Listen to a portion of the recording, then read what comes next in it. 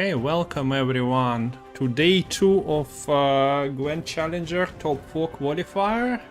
That wraps up today, and Lemon is joining me, and I hope you all are ready for Gwent action. 1 second, need to click a lot of things for us to become visible, and here we are. So Gwent Challenger is still a month away from us, but we need the lineup for that. Maimon is already there, but yesterday the battle started between 4 players, and today we are figuring out 2 more.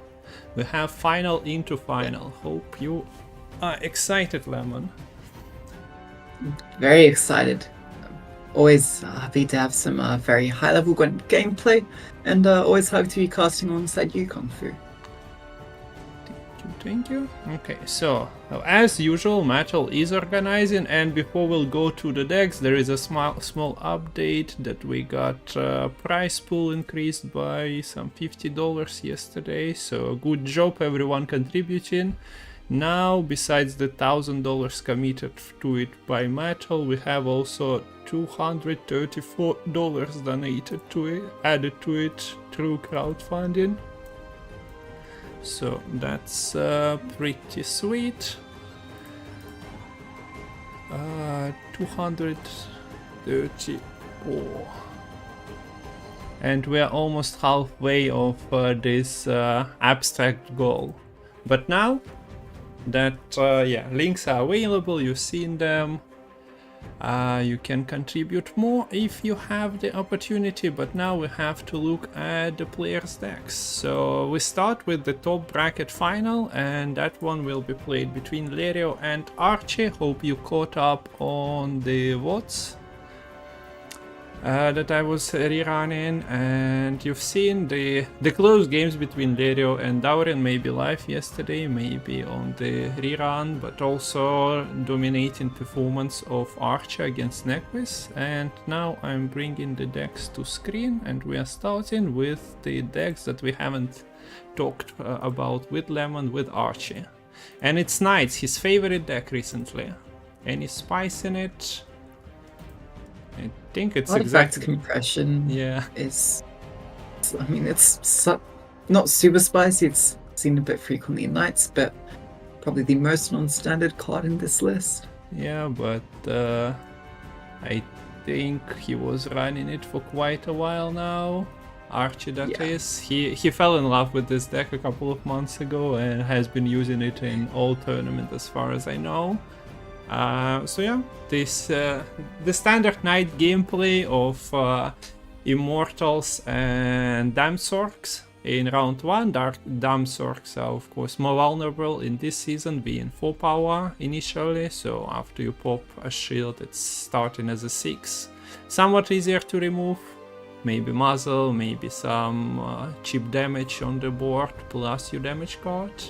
7 was deemed a bit too high as a starting point for the card. But other than that, cheap, slow engines, but with conjunction with scenario, they do provide the grace points from the damsel in distress. So yeah, we all know how it ends up if you don't have any answers. Yeah, so this is usually one of the decks played on blue, if I'm not mistaken. I'm not sure what was the... he's running the Skull, but there is a lot of consistency in triple echo setup, so yeah, you should be fine with finding the cards. And the next deck is Tatterwing. We've seen Tatterwing yesterday, operated by Nequist.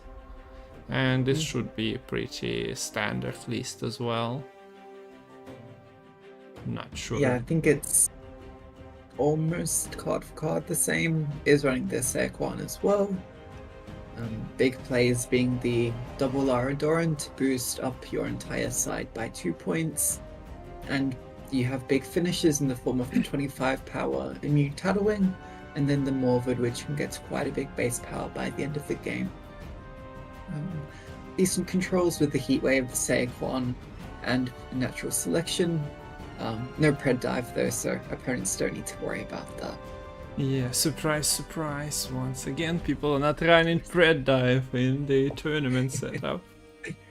The next deck we also seen yesterday, operated by Illyrio, but now they do clash in the final here, and winner goes to the challenger join in Maimon. But let's see if this deck is actually allowed to be played, because it can easily be banned. So the idea is you do as much buff on opponent's side of the board and then steal that buff and reset. So you have cards that do that naturally, as Nilfgaardian Knight, for example, as Buhurt's spread in 3 boost. But yeah, the main idea of the deck is also using things like Ale of Ancestors combined with Kahir on the board, so you're not losing anything, and then you can once again steal the buff, get you better Miltons, give you better Guillaumes, and then yeah, you also have Sangreal. It's usually used with False City, but you can also just buff your opponent by 12. And if you haven't seen the ending of Nequist versus Archie yesterday, I would recommend checking it out. That was a fun game between Toussaint and Syndicate. Yeah. One thing to note here is that there's an Illyrio Bonheart in this deck for additional toll punish. Illyrio is not running the Bonheart, instead running some extra carryover in the form of locations with a War Council and a Mushy Truffle. So despite being very similar decks, a little bit different in that regard. And the last deck is the Self-Wound. We've seen a lot of Self-Wound yesterday, doing well, doing quite badly. And this looks pretty similar, but we do see the Terror Crew Plunderer added in the cheap card slot. Also notably running the Double Doom Viandra, no Spellblood Priest in this deck. But yeah, all the golds, pretty much everything you'd expect to see. So the players confirmed that they are available and the match has started, so we are waiting for the ban. While waiting for the ban, once again we can go through Illyrio's decks, but as I mentioned, there are some repeats. So as you see here, this is the Toussaint's Hospitality, no Leo. Yeah, some changes. Blackmaker in this list is a little bit different. I believe Nausicaa Brigades were in Archie's list, whereas not being run in here. Yeah. So yeah, some slight differences, but still similar overall game plan of boosting up opponent's units and then getting the additional value with your Ivar, your Kahir.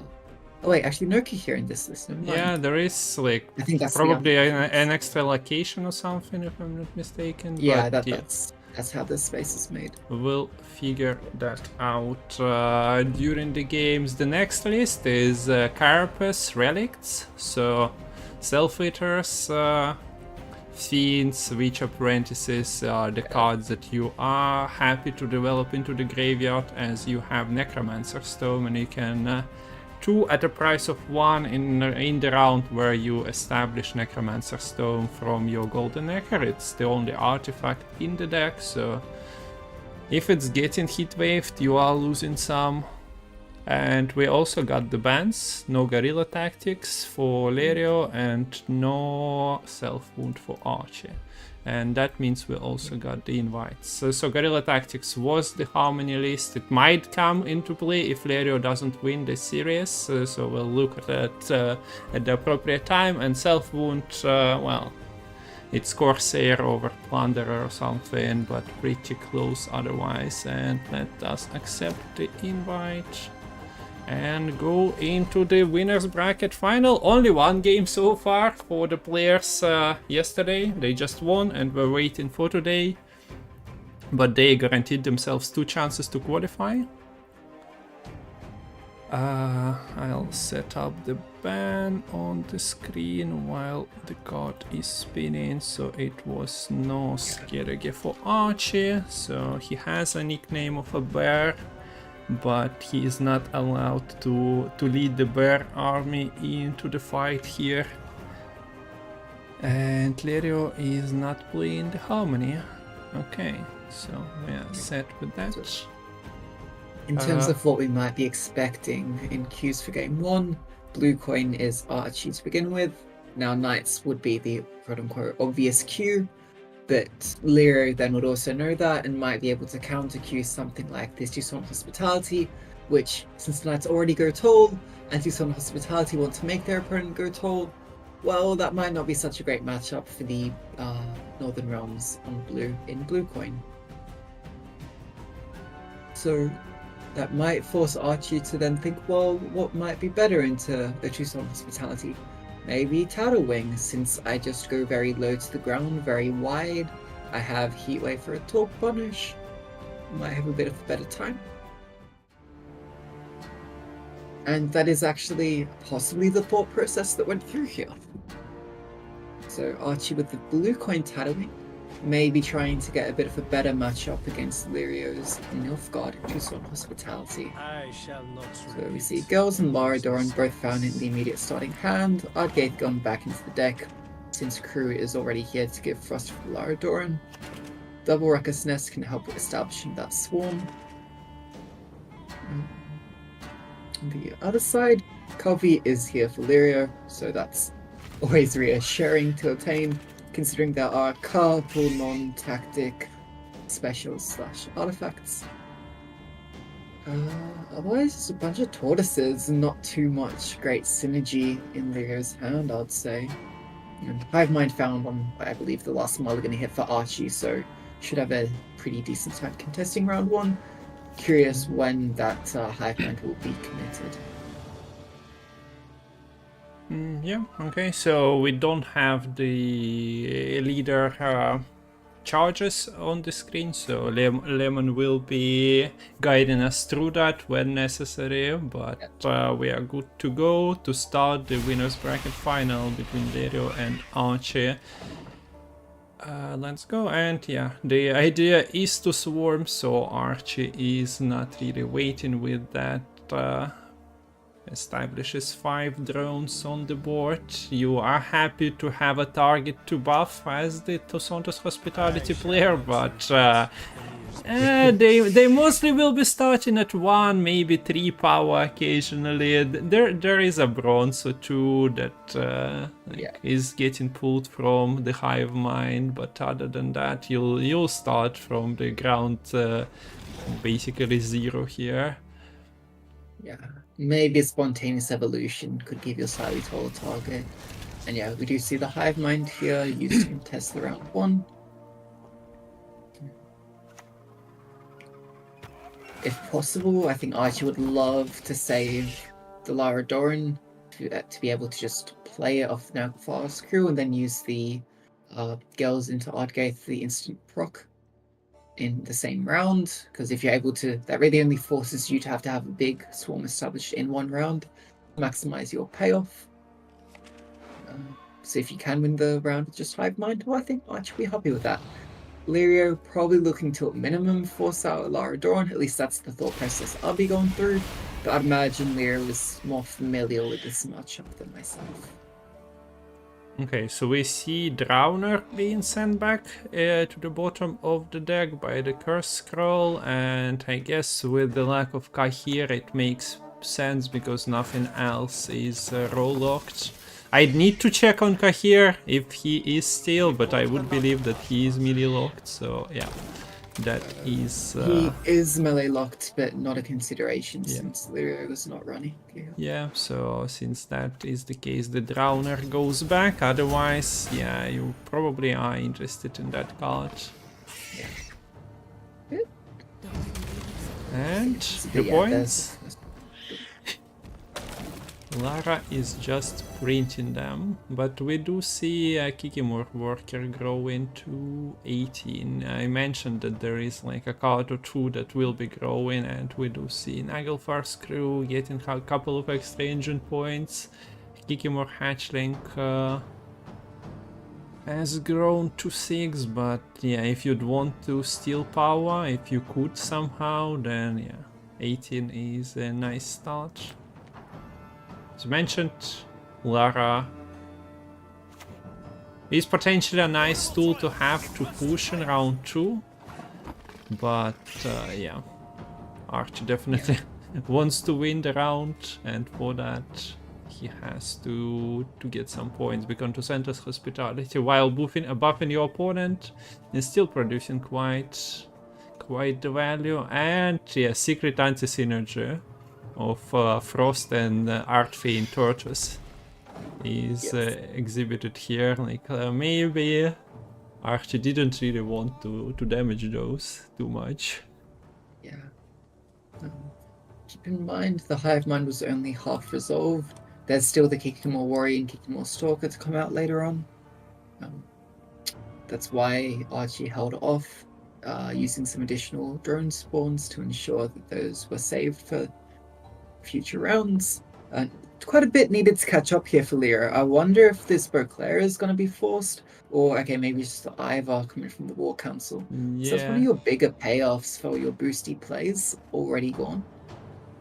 As a result, I don't. Or is Heatwave enough? Yeah, well, Heatwave would do the trick, so probably gonna see the Heatwave instead. The Heatwave's only realistic target is what? The Morphood? Yeah. Okay. Or something you boost up, but it's actually the Ivar. So I'm a bit surprised by that. Maybe values having the more consistent answer for the Morphood now that Lyrio does have that last say. But with War Council played, kind of incentivized to push the round 2 here, make use of that order, and also establish your Truffle, your Ale of Ancestors, maybe even the Beauclair click. You also don't mind disrupting the Swarm for Archie. Giving them less time to set up the Swarm means the cap of the Lardorn is significantly lower as well. Now, there is... It keeps the Illusionist, interestingly. I think drawing into the Sangreal or False Siri would be a bit awkward. I think only having access to one of them. Also, this isn't super great matchup for False Siri anyways, because of the Indrega Warrior in Archie's deck. But there is a possibility to one-turn proc the False Siri if you have the Ale sitting on board. You can play False Siri for Brew Her, Leader Brew Her, and Ale boost her. So you deny that possible counterplay.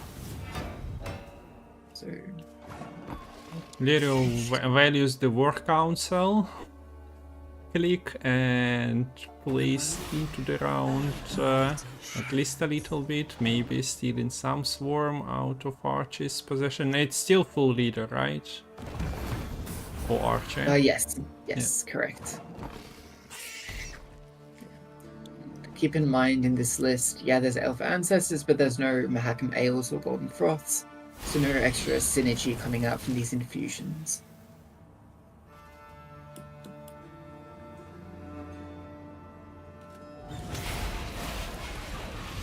Okay, we do see Archie getting ahead here.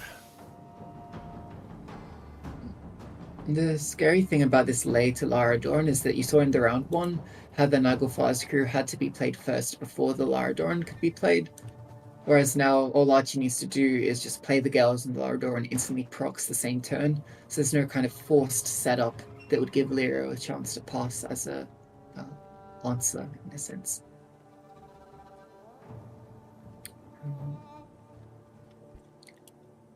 So there's an argument to go for the Truffle Illusionist. You do have the 7-point Kikimor Work, which can be spawned with the Bonded. But are you worried about that armor only at 3 being a bit of a downside? Well, considering you're only getting a 4 power unit otherwise, I don't think it's that much of a downside. Yeah, And a bit it's hard 1 to get point that 3 damage here difference for Archie. if it gets popped. Yeah. Heatwave is being kept, no answer to the warrior. There we go. The answer didn't really wasn't delayed.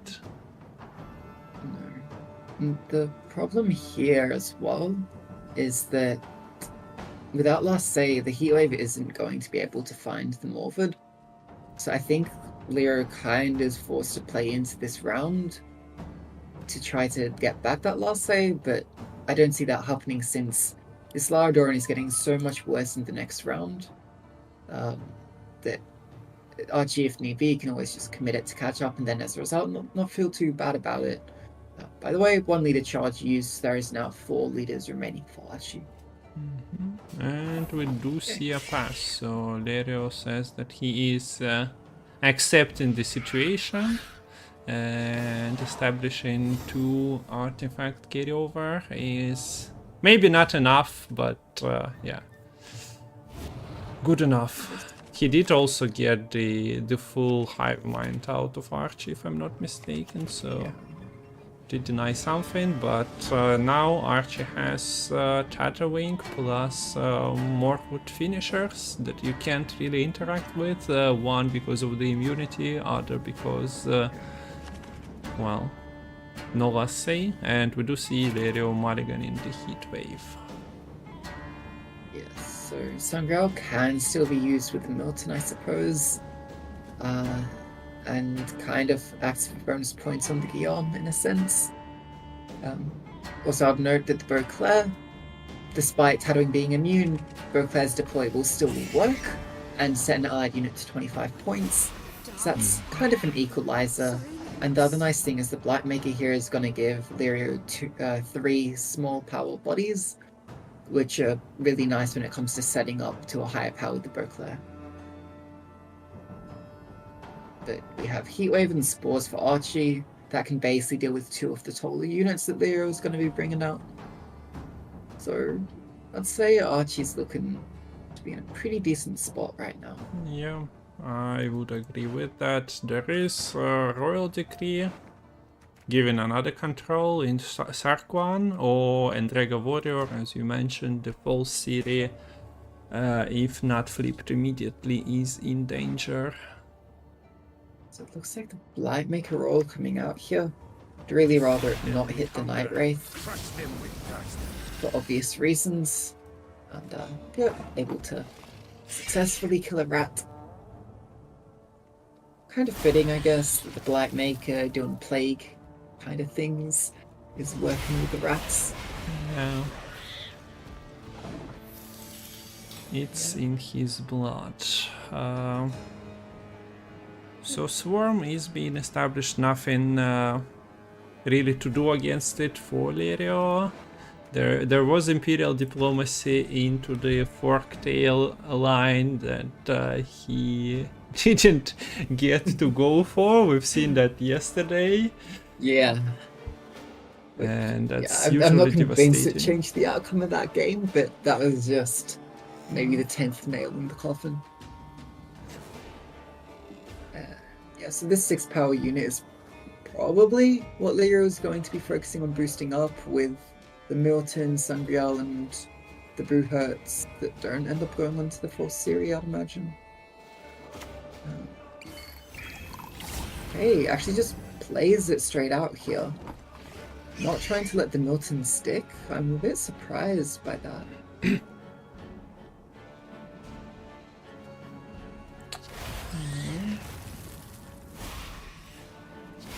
Okay, all in on the Swarm. And okay, I guess. Go. Sorry. I was just going to correct myself. I think that, yeah, the Milton click will come in the turn the Guillaume gets played. The Guillaume should be boosting it by at least 12.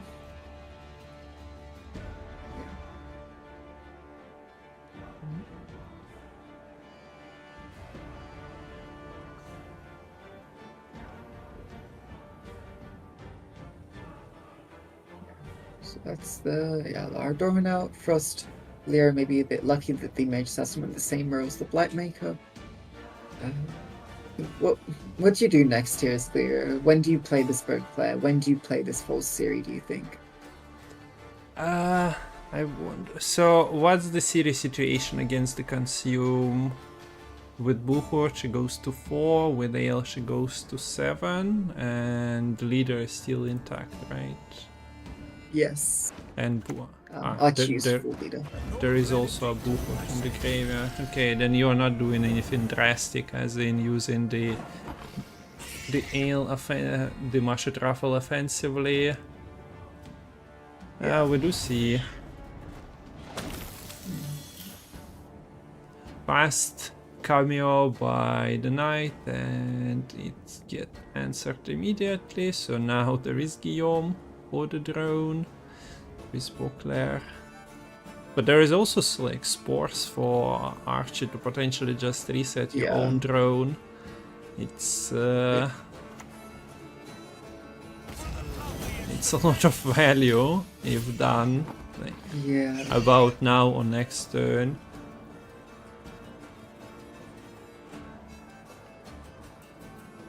Yeah, this Beauclair will be a lot of points, but I talked about it sort of nullifying the Tatterwing. Well, there's a much higher unit in 36 power drone right now. The Beauclair order will be able to nullify the Tatterwing as well, since the Heatwave was used by Archie.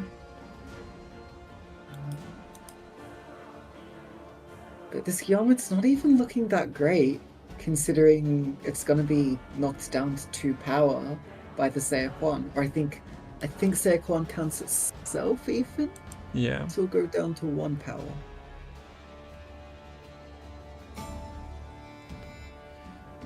But yeah, Archie is going wide and also claimed the last say.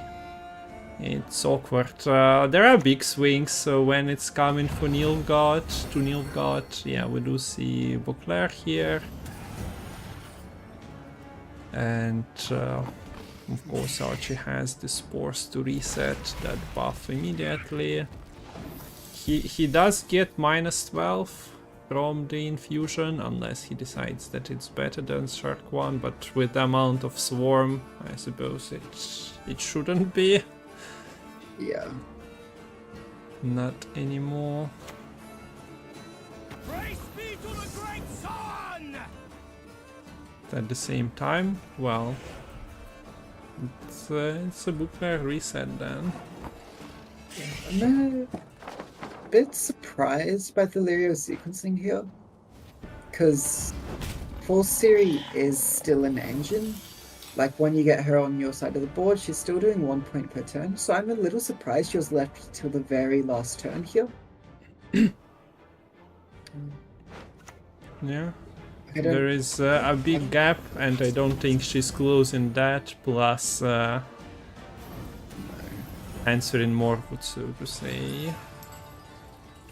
So the Tatterwing succeeds in its game plan, and we are closer to Santos Hospitality mirror at some point of this series.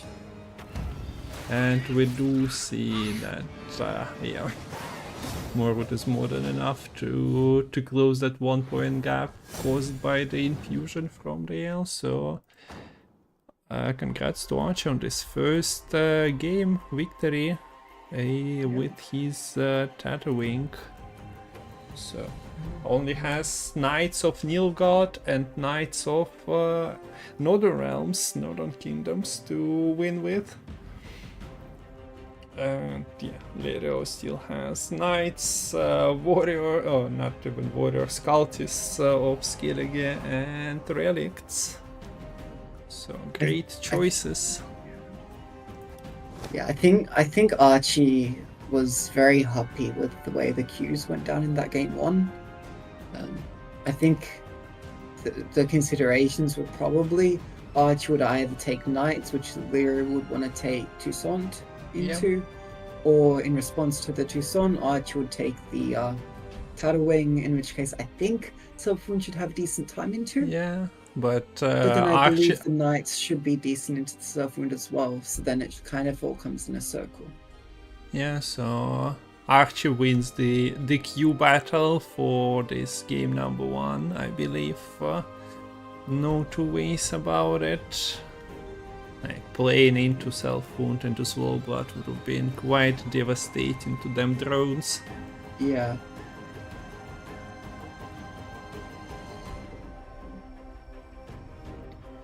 But now we go around to the other way. I believe Leo took the relics on Blue Coin previously. Might see that again. Yeah, Red Coin but- for Archie should just be Toussaint. Like, I don't think the Knights are nearly as good from the Red Coin. So I don't know. What is good into the Toussaint here for Valyrio? Maybe.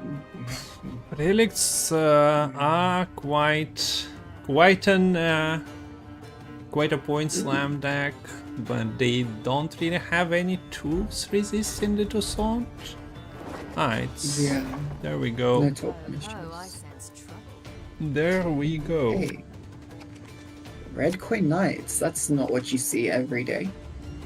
Nor every night. Yeah. Tournament hand for Lyria, likely gonna go back to the bottom of the deck with the Cursed Scroll. Mulliganing the Last Wish. Cyclops could be quite impactful here if there is sort of a decent sized body to kill off a Damned Sorceress perhaps. There is the Damned Sorceress for Archie in hand, as well as the Vandergrift. And a Knight Errant can find access to Immortals with either the Neomancy or AA, which have both been found in hand. Also Lady Lake sitting there to get the Erendite for later rounds as well. Yeah, pretty nice draws as far as the Echo goes. Yeah, pretty nice draws, pretty nice draws, pretty nice draws. Access, I didn't come up with a nice way of delivering the line, so I appreciate you combining on that. So operator access was available to Lerio, and we do start with the Self-Eater, being the knight number 1 Archie gets on his side of the board. Does end up committing the decree for that. Likely going to see Curse Scroll either finding the Unicorn to set up the Unicorn Kyrenex for the round 1. Could also find the Damage Crone to get the 6 damage here, but might be a little bit late by the time that 6 damage would be necessary. And everyone's favorite, Immortals. Damned Sword in hand, Echo available for the second one if the Cyclops has some say. You are what you eat. Yeah.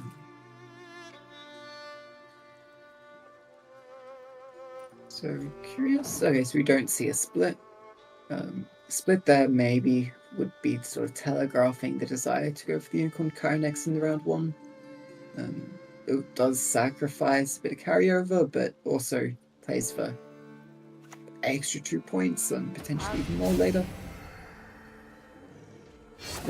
Considering the AA is still potentially available, or even the second down sorceress could be in hand, it might not really be that wise for Lyrio to kill this damned sorceress when the other could just get out of range. Although, wait, how big would the damned sorceress from AA be? 5 provisions, right? Yeah, so it's 4 boosts, right? So it'll be 8, it'll be 10. And So you could also use a Unicorn boost on the Roach and then use a leader charge to set up a 10 power kill with the Cyclops. yeah, You go for the Unicorn that Kyrenex. definitely gives some flexibility. It's a pity I can never finish. Okay, so that's the... They're just using lemon lines, the players. Ooh, actually boost Self-Eater instead. Okay. It's not what I was expecting there.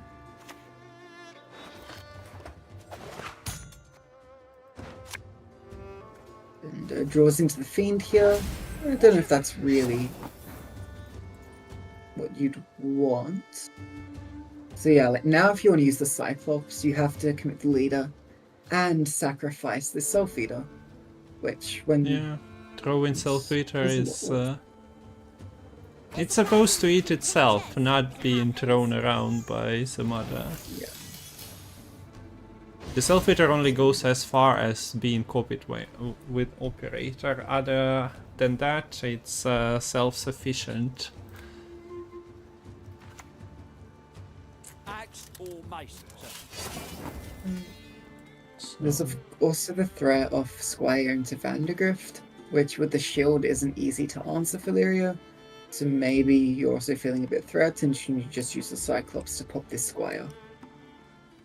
Also, Knight Errant is another thing you'd want to kill. This Cyclops is under a lot of pressure. So I am interested to see what it will end up answering. Okay. So, the engine combo, Lyria tried to answer it once, but after that, second Sork decided to let it be, and now this option goes kinda nuclear with the Knight Errant. Yeah. Providing shields when it hits the Grace, which with the match charge available should be pretty soon. The alternative is Archie could try to establish the Vandergrift and give it this infusion from the Knight Errant. Not the biggest deal, but actually, yeah, with both damn sources out, won't really do much. So yeah, you may as well just. That achieves much. Okay, we actually see the leader charge instead. And the lock. No carryover development, just trying to contain the engine.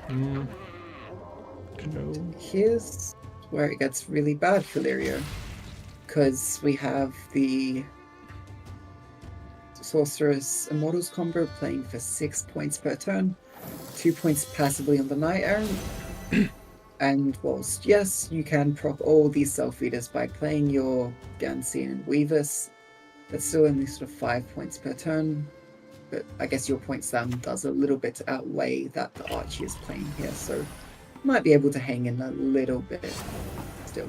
Yeah, if it was 8 passive points, it would have been devastating, but at least Arch actually needs to click, so even here, it's not getting ahead yet. Erendite is at 0 damage, so Archie can only really afford to play these two cards. Hit actual 0. Yeah, actual 0. Despite all these passive points, still not actually getting ahead. And yeah, I'm a bit surprised, like it didn't register with me, but I assume after the second Sork, after the Knight Errant leader combo as well, there would be an opening, but apparently not. Yeah. And also, I think Ligo could have started splitting that Self-Eater in that turn 1, like a turn earlier. When I described the split, I don't think it would have been 2 power, I don't think it would have been answerable by like Siege Knight, there's no 3 power. So then that would have maybe given an additional Self-Eater before the Unicorns got played and given a slight little ledge, which might have ended up making the difference. Actually seeing the Mad Charge played here, this is... Well, it's enough with the body and engines, but yeah, it's hell of a funny to see the Erendite pop out here. Yeah. And what this means is that this is going to be 3 Echoes coming into the top decks for Archie. So I don't think you mulligan any of them. Actually no, you mulligan the Erendite probably, and then try to draw into maybe the Heatwave, maybe Shield or Damsel. You probably look at this Erendite at 1 damage, 2 next turn, 3 maybe turn after that, and consider that you'd need something else. Yeah. But you might just be forced to keep this Cursed Knight in all honesty, because your Erendite is sort of locked up finding the Damsel in Distress, then you need 2 Knights to proc it. If you mulligan to the Cursed Knight, and you found a Pella, an artifact removal, a Squirrel, a Heat, honestly even a Heat Wave, then you wouldn't be able to double proc your scenario in this situation, which I'm pretty sure is just the play you go for. I think you just slam the scenario and the maiden's shield, and just get the Grace and the Vandergrift, force out the Golden Necker, and then try to win out this short round. Thing is though, with such a small Erendite, not sure how the short round for Archie would look in a round 3. Maybe I'm thinking too far ahead though. Let's see how this damsel in distress goes. Will this damsel get rescued?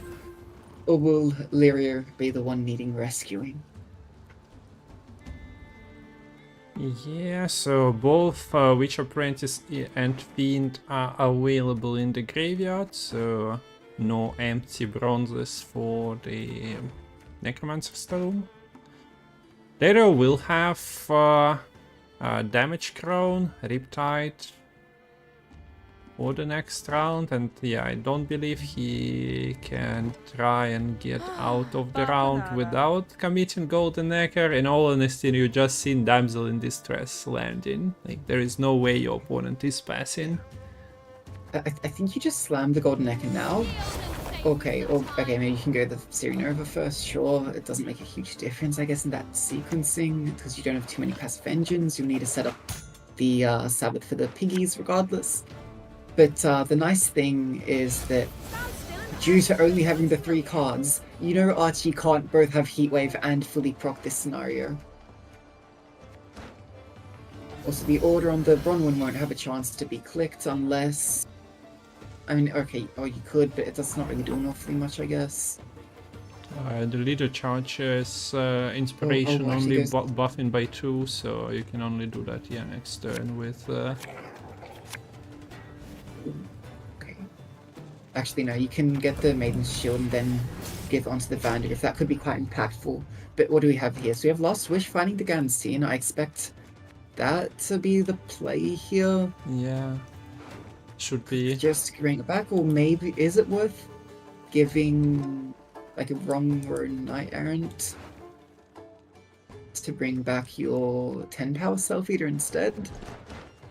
Yeah, I think the Gansteen is slightly better, even though you don't have the proper Rad's Pocket. Actually goes for the Incubus, okay. Okay, interesting. Yeah, it didn't seem like much of a difference. Oh, there you go, the damn Sork, as you mentioned, but 2 units under the shields as well. I guess, yeah, the Self-Eater is huge. It's actually interesting. The Lady of the Lake with the Relic tag did come back, and that meant that the Self-Eater is actually 6 power in Archie's graveyard, so a little bit worse here.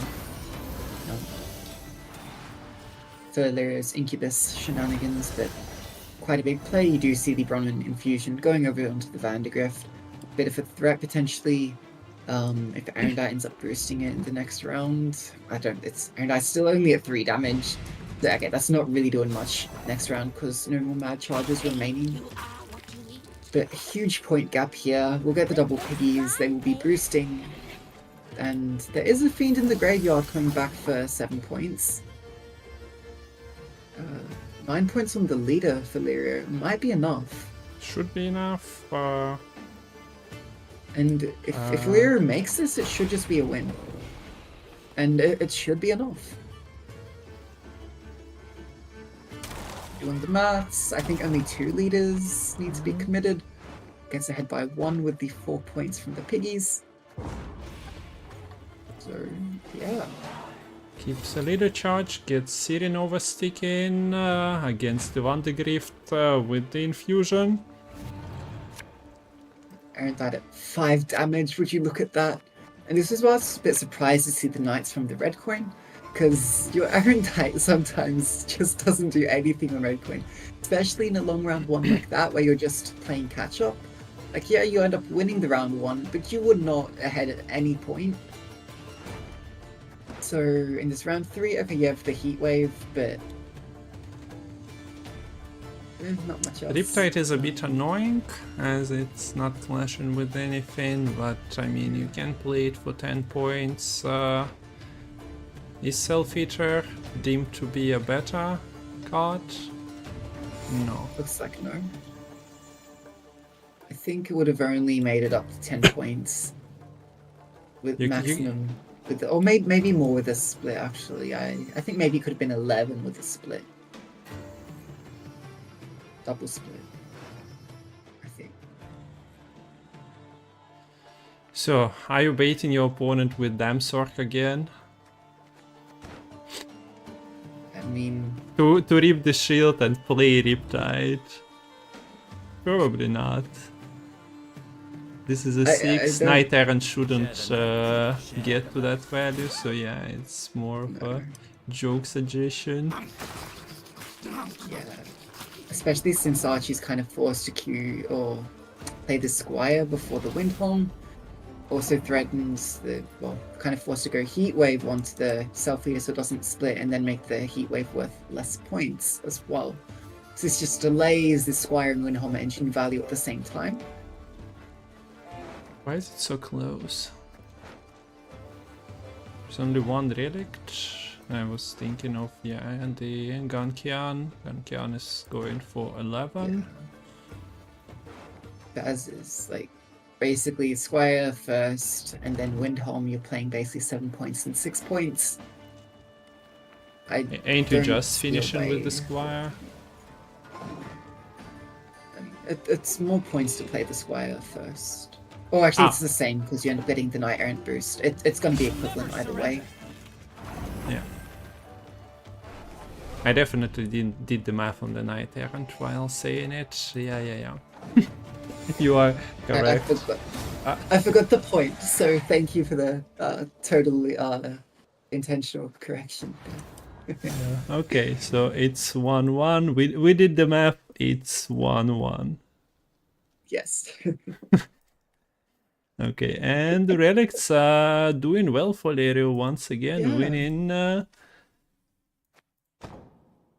this battle with another realms. So it's 1-1. And a reminder, this is the final. Winner joins Mayamon in the $1,234 challenger. The prize pool is up to you guys now. If you want to crowdfund, you can contribute. I'll show the screen with the links. !crowdfund is available as well. Thank you to the donators yesterday. Спасибо, кто поддерживал. У нас краудфандинг челленджеры проходят, и туда свалилось за последний день еще $50 примерно. Благодарим. So now, what's the stage? Archie is going first. And he has to queue knights, but are we seeing Toussaint mirror? I mean, maybe. That's why I'm super worried about this. It's kind of similar to the game on Archie. You'd expect the blue coin queue to be knights, but then Lyra probably is happy to go Toussaint in response. So will Archie play the Toussaint in response to that? The answer is yes. So it's the mirror, which I'm pretty sure you were waiting for. There we go. Presenting to you Gwent Metal Gwent, cast by Lemon and Kungfu, the Toussaint mirror. Well, not exactly mirror, but you catch the drift. It's pretty close. There are Kahirs, there are artifacts available for Lerio, what Archie is not running, but there is Purification. Is it a good target? The Bouclair? The Ale? Probably. I'm curious, yeah, I'm not sure how much the players played the mirror. Maybe in some prep. But Lerio was streaming yesterday. So when would you prep? Prepping on ladder, perhaps? Considering how many points a reset can play for with how big units go in this matchup, I wouldn't be surprised if the verification just to deny the reset on the Beauclair ends up being worthwhile. Look at this productivity. Yeah, I'd like to sort of characterize these decks by the slight differences in that Lirio is playing sort of more of the locations. There is the Truffle, there is the War Council, which gives a bit more flexibility when it comes to being pushed / pushing into round 2. On the other hand, Archie has more cards which actually synergize with the Tucson Hospitality game plan of boosting up opponents' units and then knocking them down. Running the gear here, which is very happy to be boosting opponents' units, of course. And also that additional toll punish in the Lyra Bonheart, which are probably going to play for a lot of points here. I'd probably say Archie is slightly favored because of that. But yeah, we'll see. And it's not going to come down to draws really in this sort of matchup since both players are playing Qualifier. Yeah, the Lerio Bonart might be the win con for Archie here. Indeed.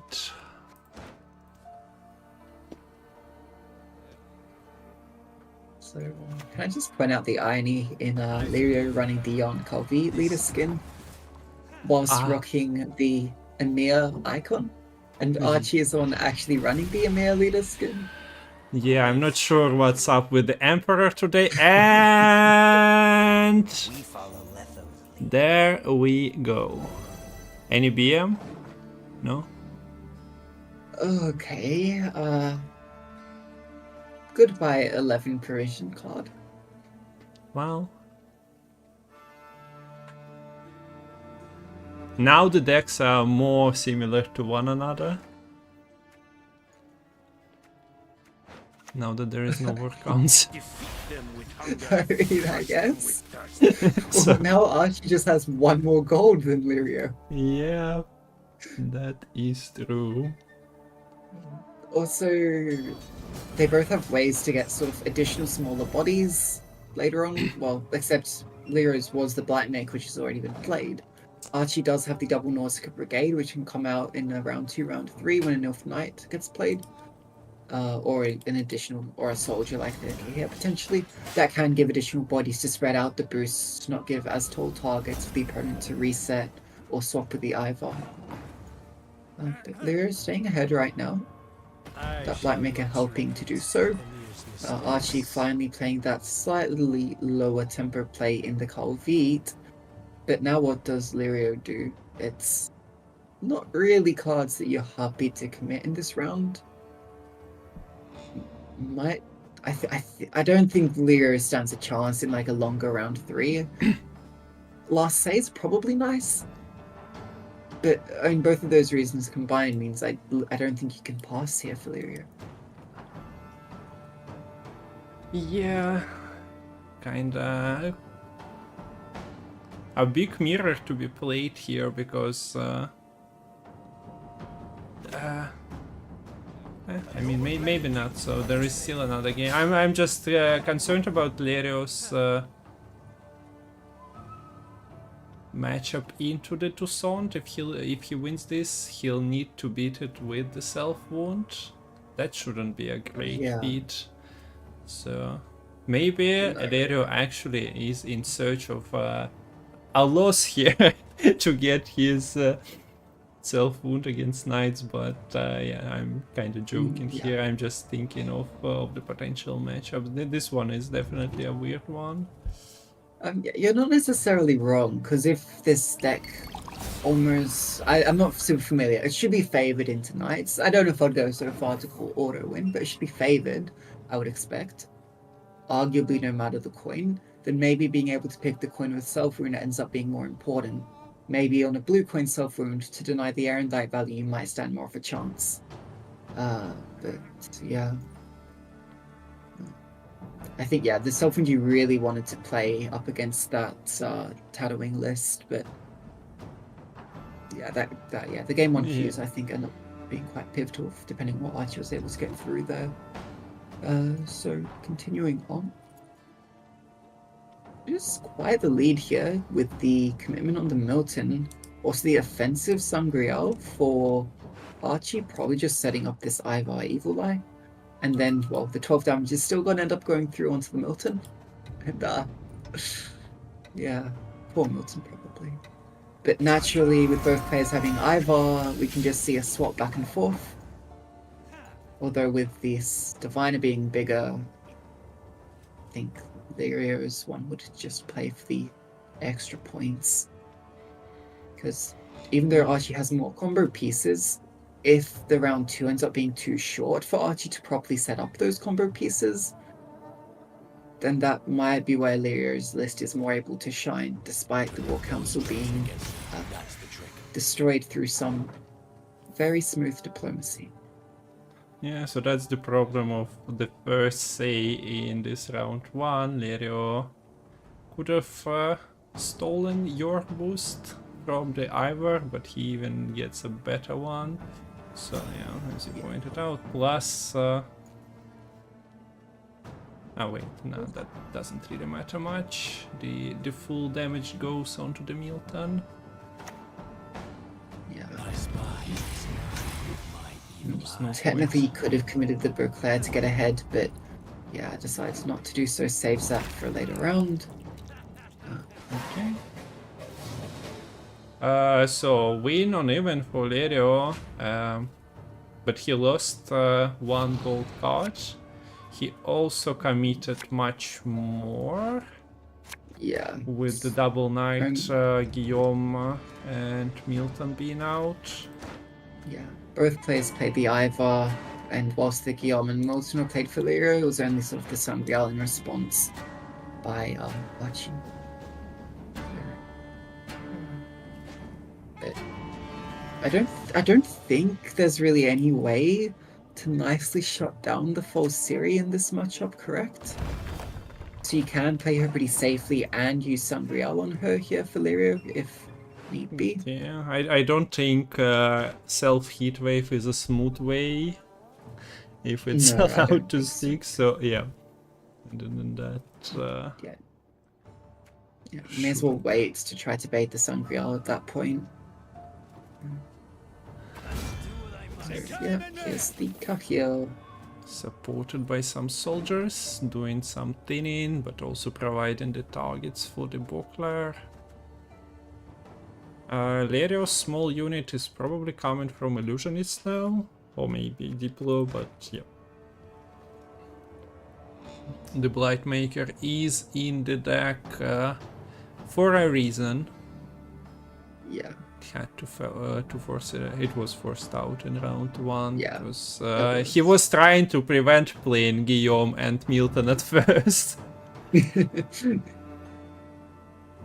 Yes, and yeah, the false Siri only has Bruja in Graveyard for Lirio, so a little bit limited in those kind of options. I think you have to play Truffle here to actually get bodies onto the board, no? Unless it's... Can you go something offensive with Sangreal playing uninteractive? That sounds super questionable to me. Okay, yeah, it is Truffle.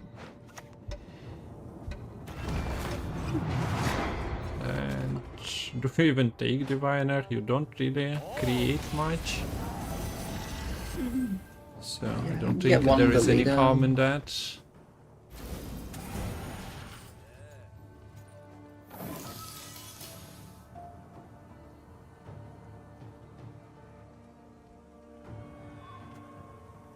So they're actually going offensive boost with the AOL already is interesting to see. I guess aiming to play the Beauclair potentially entirely this... aiming to play the Beauclair this round perhaps? Interesting. But surely the Archie is kind of favoured here getting bled, because you get the chance to respond after Lyrio's set up all the Zero gifted a units, you tier have 1 at sub least to one turn 2me99. go They second have here. given 12 gift It's subs actually in the just channel. Sangreal. So interesting to see. Look at this purify value from the Sangreal. Yeah, removing the infusion on Kahir.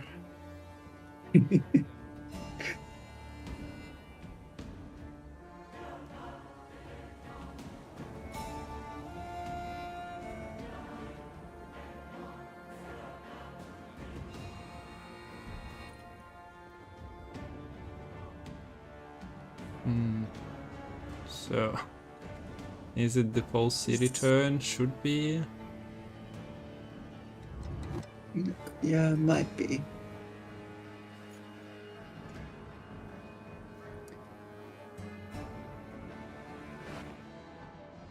Okay, it is. Do you boost the full series here? then you need to have her come back. Yeah, I guess a good reason to not leave points on your opponent's side.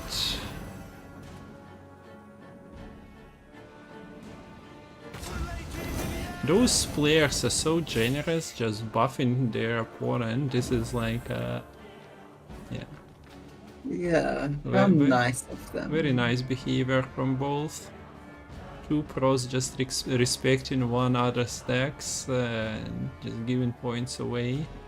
Before the final battles in this, this is not a decider yet, so and they can allow themselves to do so. But the battles will come after this for the place in the final four, or the only four of the challenger. So we do see Beauclair. We do see Archie having yeah, the Yeah. Beauclair of his own, and well, Dario can erase 36 points twice here.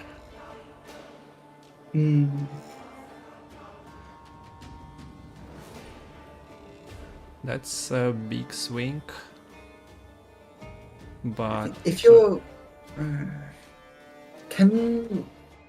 I don't think Lyra gains like anything really playing the leader here except bringing the full series back, because the 9 points from the Bruja would end up being neutralized. So I wonder if you can just commit the Beauclair click and the Heat Wave to trade out for the opposing Beauclair click. yeah, true. Like the enough points should be, yeah. The erasing 72 points should be now. I don't like the road, but I guess Lero prefers the uninteractive gameplay. Actually, yeah, remembering... I was kind of forgetting the 12 points on the key here being lost. Not that it matters here.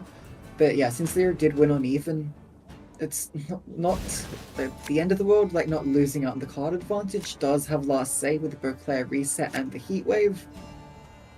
With the difference Problem of the top is- decks. Yeah. But yeah, I mean, with those two cards, you can kind of shut down two of the tall things, which Archie ends up playing. Oh, double uninteractive play here.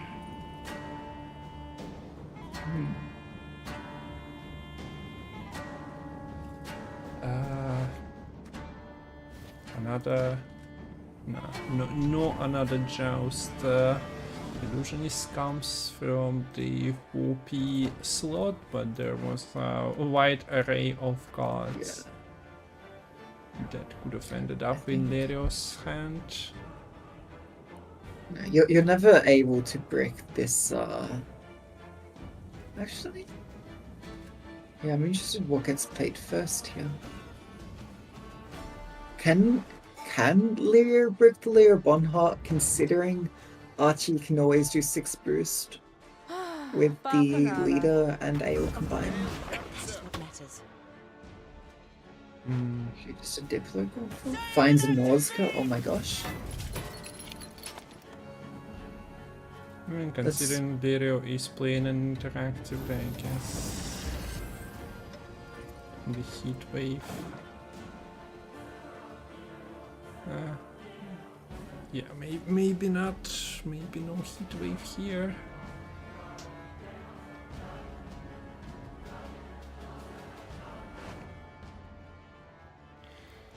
So we do see Illusionists taking that.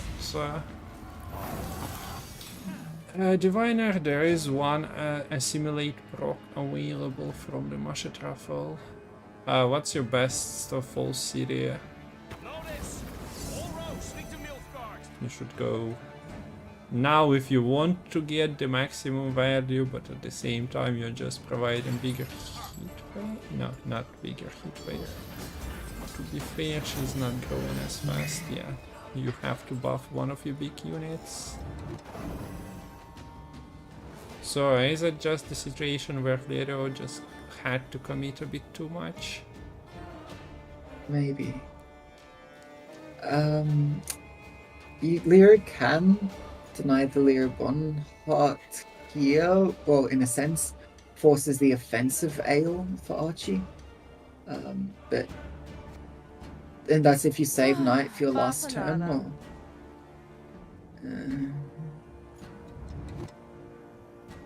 I don't, but then you'd have to go for offensive. Or maybe you can just boost up the Diviner with the Just. I think that's a fine play. Okay, no, just goes, okay, because that's going to be the biggest unit. Probably makes sense it is going to be, sure.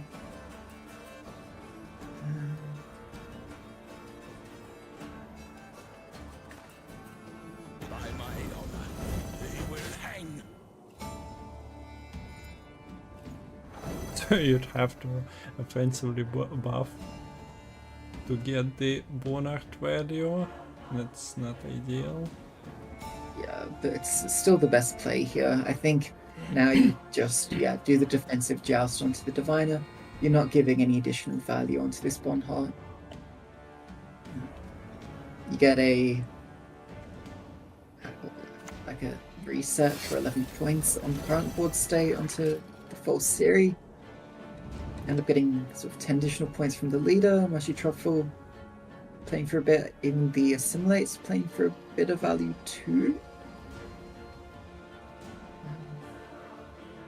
Yeah, this Beauclair order actually not doing anything for Archie, it turns out.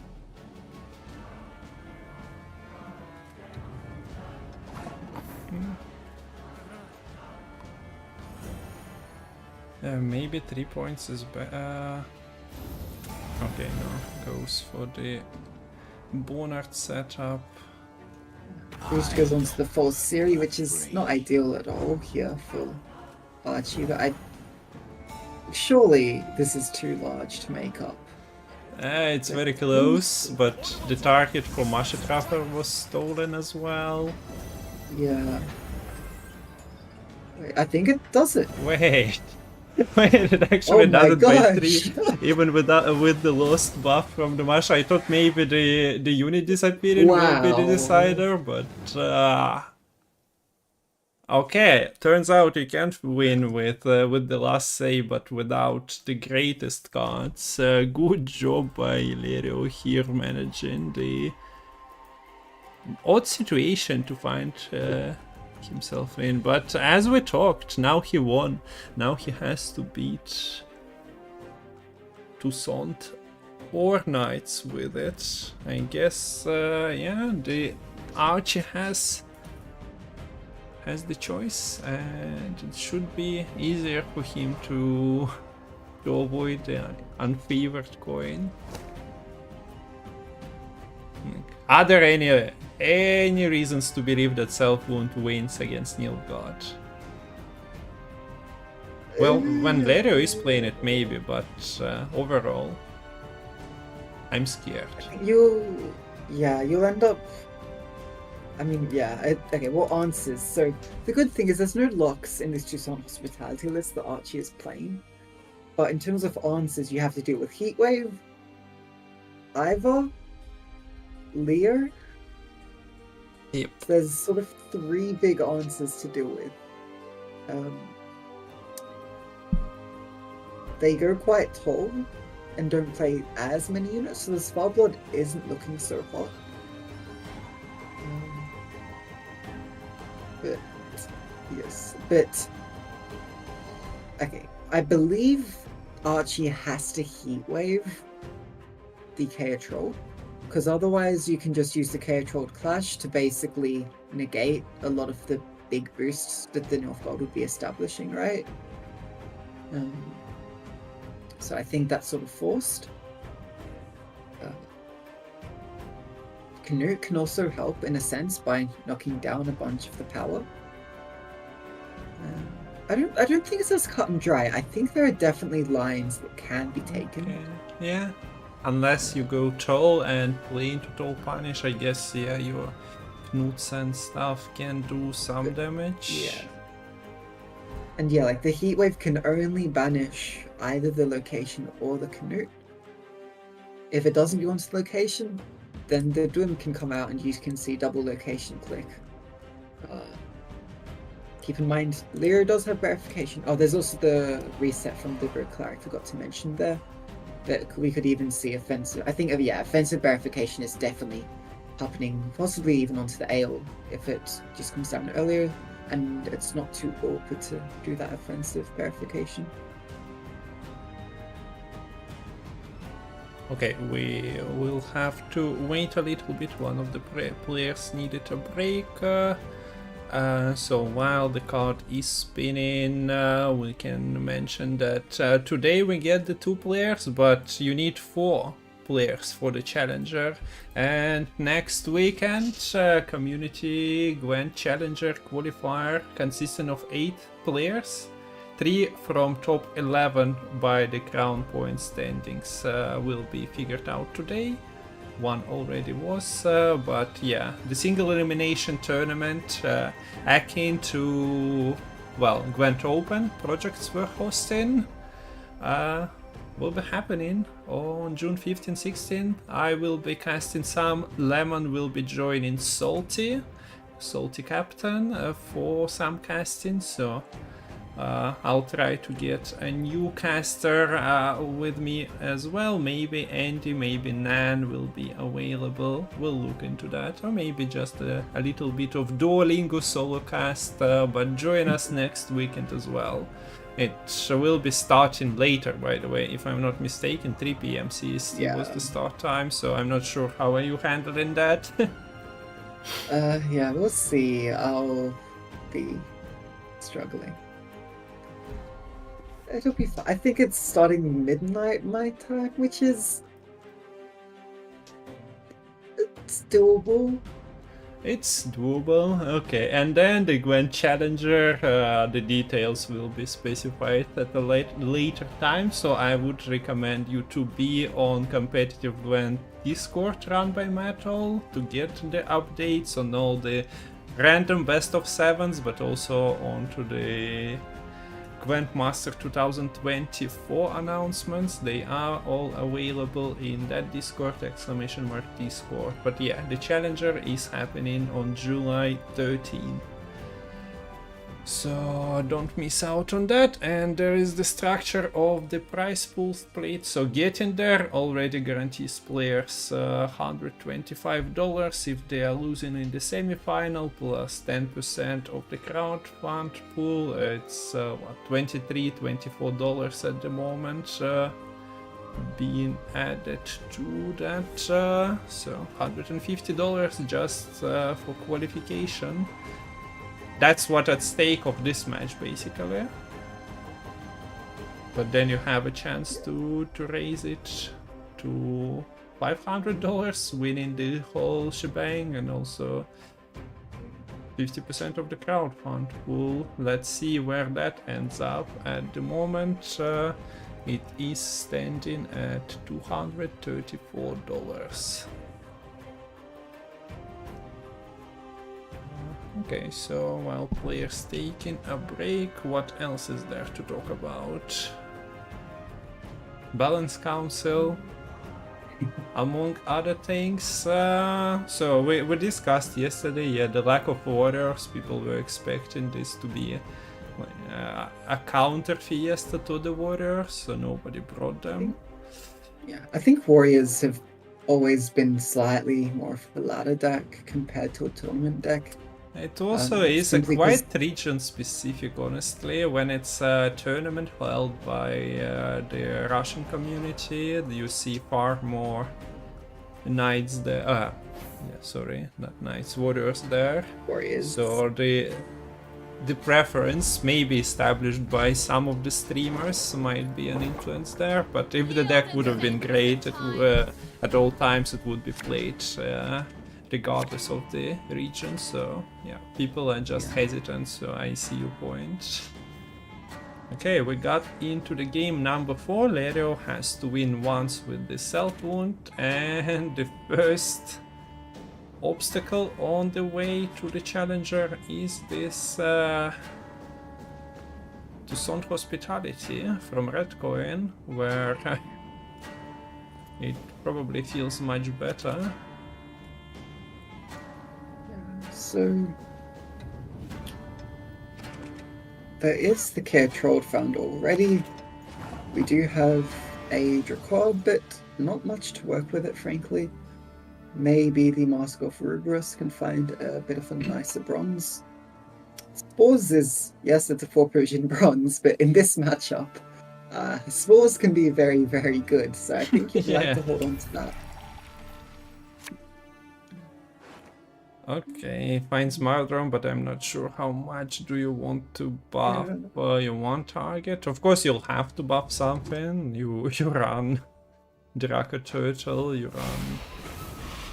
run stuff for that. So, but Mardron is not being kept. It's going a bit too tall, a bit too fast when dropped into the turtle or the ship. Yeah. Praise be to the great sun! I'm a little... Yeah, not sure why the I clip guess it was... makes... No, it's still like 1 more point if there's no enemy body under this leader compared to otherwise, so I guess it makes slightly more sense. Okay, yeah, considering the doubt- next... Considering the next play is at least 4-point body, it doesn't change the fact that you allowed your opponent to start growing something already. Yeah, exactly. Or even 6 points with the maxi coming out here. We see Verification signaled Heatwave near the top. Not bad at all. And then you'd have the option to tutor out the Knut and the Totem as well. I didn't catch where the Dwim was. I think it was second to last, so quite deep. So yeah. So you would draw the Knut by round 3 if you're able to hold on till then. But then yeah, you're not tutoring both the Totem and Dwim in the same round if you held there. I think you would hold because that was very good draws. Bear is only 6 points, I guess. Kind of plays around Talk Punish Keg. There's still Vile sitting unclicked for Lero's board, but yeah, Archie getting ahead already. And there's a lot of awkward pieces here. I don't think you want to play your location this early, especially since you don't have other cards to contest this round for a longer time. You have Olgid and Draco Turtle without that much great follow-up on either. This Neomancy might just have to pull something nice to get out of the round. Maybe it has to pull a Priest to be used with this Dracon.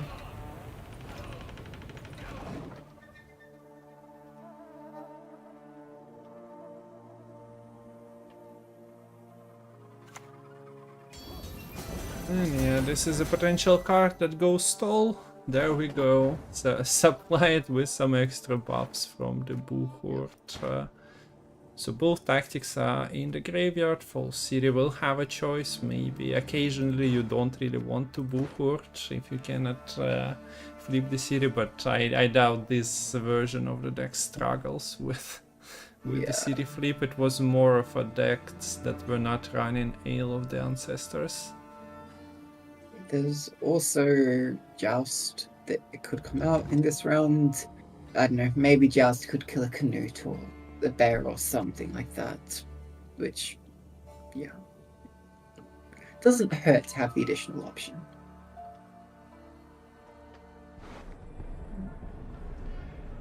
So, Oniromancy, and from the bottom of the deck goes the Svolpra Totem. Interesting. So it might just be early Svalblood here, or just setting up the totem to help get out of the round even? Not too sure. I feel like this is as good a Just as any you're going to get, right? Because you're not playing additional units yourself. Although actually Svalblood for Lyria with this many units is really not looking so hot. But it's hot enough to get the round win. Yeah, quite interesting. Later commits a big card and Archie doesn't really hesitate too much. to pass. Maybe just feeling confident. Although, yeah, this feeling confident thing, while not playing Calvit in round 1, could have backfired, but he draws as if the Calvit was played. What is the cards that he's missing? Ivor and Tail, I suppose, with Palmerin. Fair enough. Ivor would have been nice to set up here, and yeah, since you're not running the War Council, you don't have the option of playing that after the Calvit. The Calvit wasn't drawn round 1, right? So that wasn't even the Yeah, option. it was just coming to hand right about now. The most fun. See, I think Heatwave is now the top card for Lyria. I don't think, yeah, opted not to mulligan away the spores, which would have been necessary to find that Heatwave. There's absolutely no reason, I believe. Oh, actually, do you just go long round as Lyria? If so, you don't want to play a KO Trolled on the dry pass here, I think, because then you give a very easy opportunity for Archie to go for the Heatwave. Very corpses. But They we'll knock see. bones to the crabs while they still live. Archie at minimum has to play the I Calvit shall here. not repeat the year's mistakes.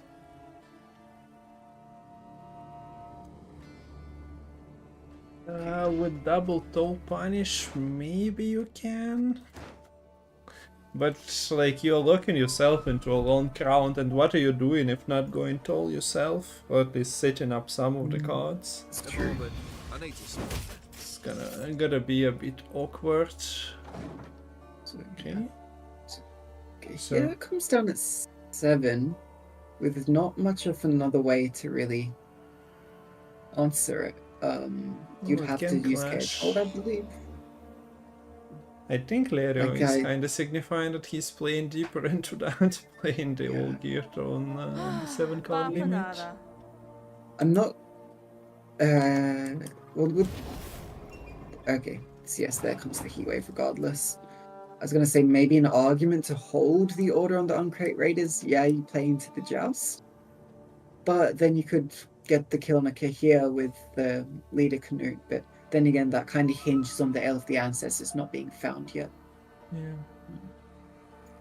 So yeah, gonna have to near man CB Canute this round to really have some proper follow up.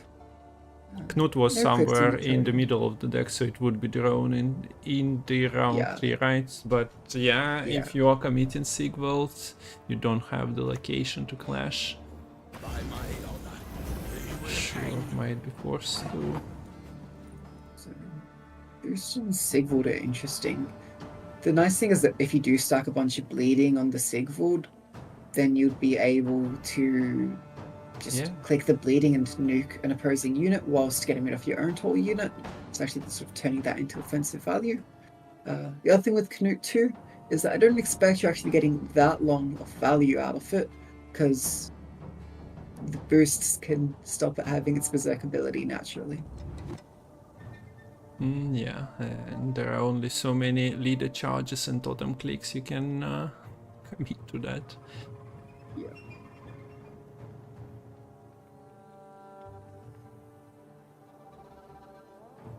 I have to admit I like that this tournament is a bit different from what we've been casting recently, as in the self-wound against Tusonto's Hospitality. I don't think was that was a rope, right?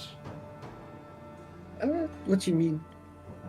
Ah no, he needed to hit something, but Yeah, he hit needed- the bronze. Well, it's either that or the Spell Blood to actually get the damage. Ah yeah, true.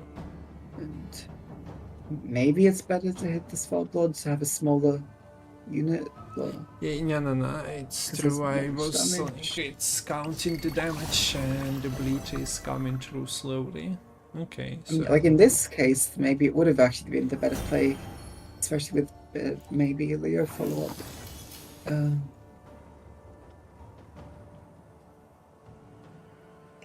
So, the interesting thing is Sangreal on the pass would make Spellblood spawn a bear. So it's only like 8 damage, I guess, in a sense there. I must admit I never really seen that happen before. I guess a lot of drinking might just give you some unexpected offsprings. So this could be, yes, this is Knut. Probably knocking down the blob, I'd imagine. Yep. So Knut kind of just acting as a bit of like a reset here, saying, well, you want us, both of us, to play tall. My Knut's gonna say, no, I don't want us to play tall. I want us to play small.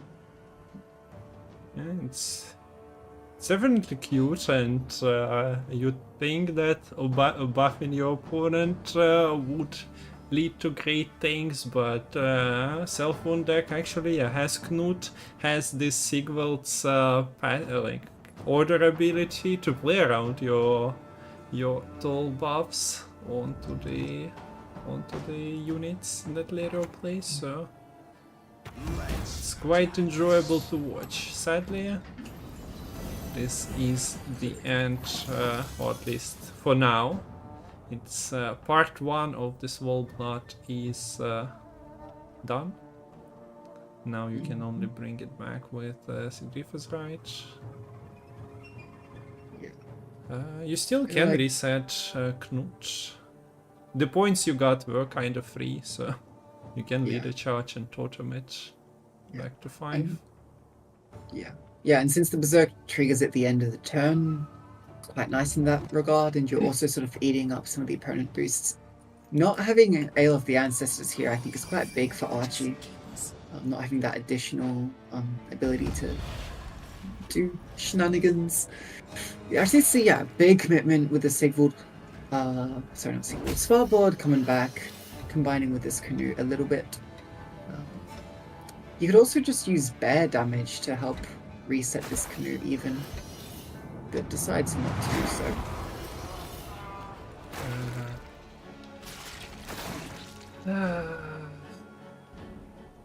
That thing was...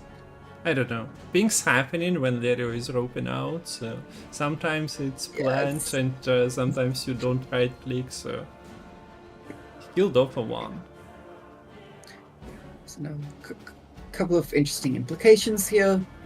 The fact that the Kalvit who's only played this round means Lerio might even just push for a 2-0.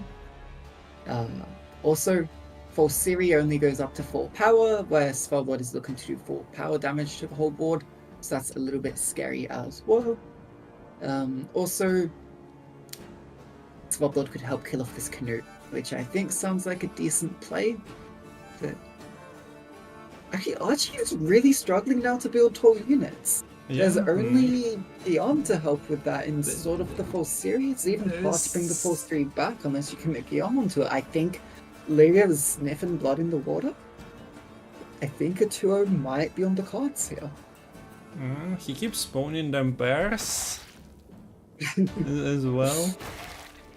Okay, the offensive Sigvald might happen at some point as well. Is it the time? Probably not yet. Nothing really pushing in that direction. You can play... Guillaume can play against the All Geared. It will still boost itself, but not the opposing All Geared, right? Yeah. I don't think that's particularly great here, but I mean, there's also nothing above 10 regardless, so...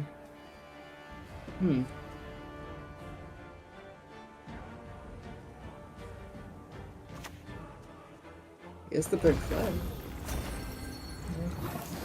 Lerio could have triggered the bear, dealt with the ones, but not sure if he'd want to risk Knut's life, as oh wait, there is no joust, so it wouldn't be knocked down to the removal range anyway. Okay, so offensive verification here. Very nice, denying the reset.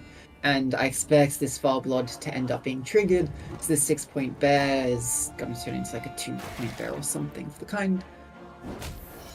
No, still popping off. Threatening kill on the kick here once this Foul Blood goes through. And I guess we'll see the last card out as well. Okay, there we go. Offensive Purify. With the cards Archer have left, no resets. Yeah. I guess Like, he was Even if Ivar was in hand, it would be missing its adrenaline. Very nice reset with the spores. And now the calculation on all the explosions. You know, as you pointed out, that Ivar is not a threat here. We do see the full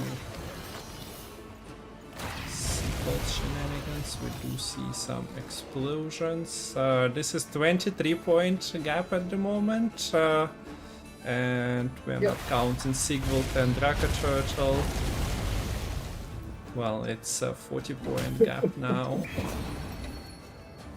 And now it's over the moon. Yeah, I mean, Archie, I think, got very unlucky. Like, imagine, like, there's a ton of tactics being run in this deck. But the Kikir, sorry, what's his name?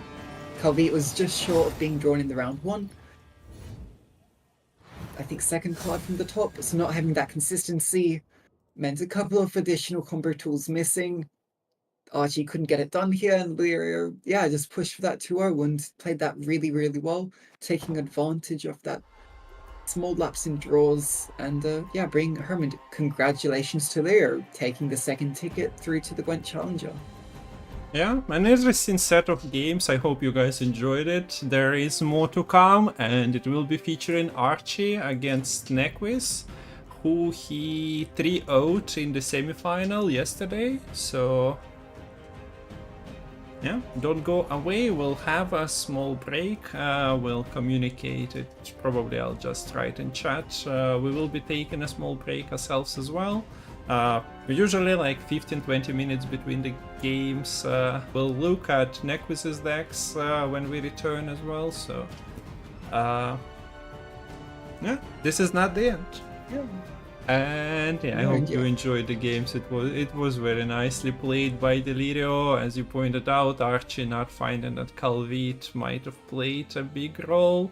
But at the same time, Delirio avoided giving tall units in this round too. He had verification, so the Ale of Ancestors might have been negated by the verification over the Beauclair.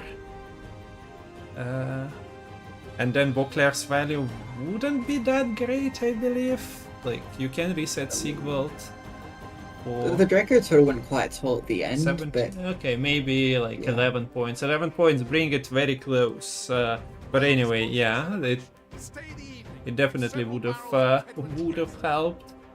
Also, Nazgul, thanks for the Prime sub. But yeah, so Mayamon and Lirio. Surprise, surprise, Metal Gwent bringing 2 players to Challenger already. We also seen Nequis, if I'm not mistaken, an open number 1, so he will be not an unexpected guest, but a player who took a little bit of a break. But maybe Archie will mix it up a little bit. He already beat Nequis 3-0 yesterday, so this is a rematch. If you haven't seen it yesterday, you can see a repeat today. But yeah, let's take a break, so back in like 10-15 minutes, guys, and we'll watch the second final of the day. See you all soon.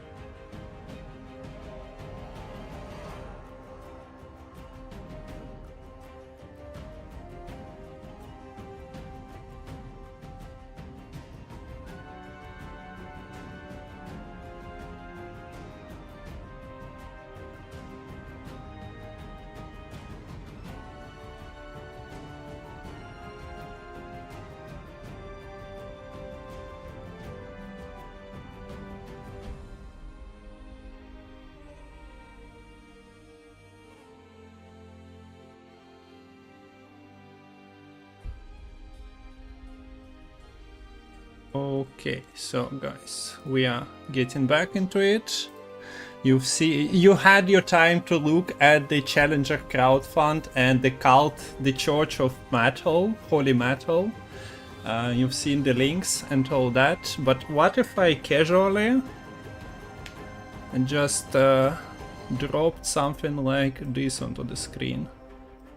Would you guys figure out what it is before I feed it to screen? And would you fucking guess what's about to happen? Hope Community Masters 2024 were interesting enough for you to be freaking hyped about the Community Masters 2025. So that is happening. That's why metal is the god. We are running through it in 2024, but well, barring all the problems with Gwent and CDPR decisions, we are having some good old Gwent fun next year as well. We might all die and metal will just continue supporting the Gwent. That's nice.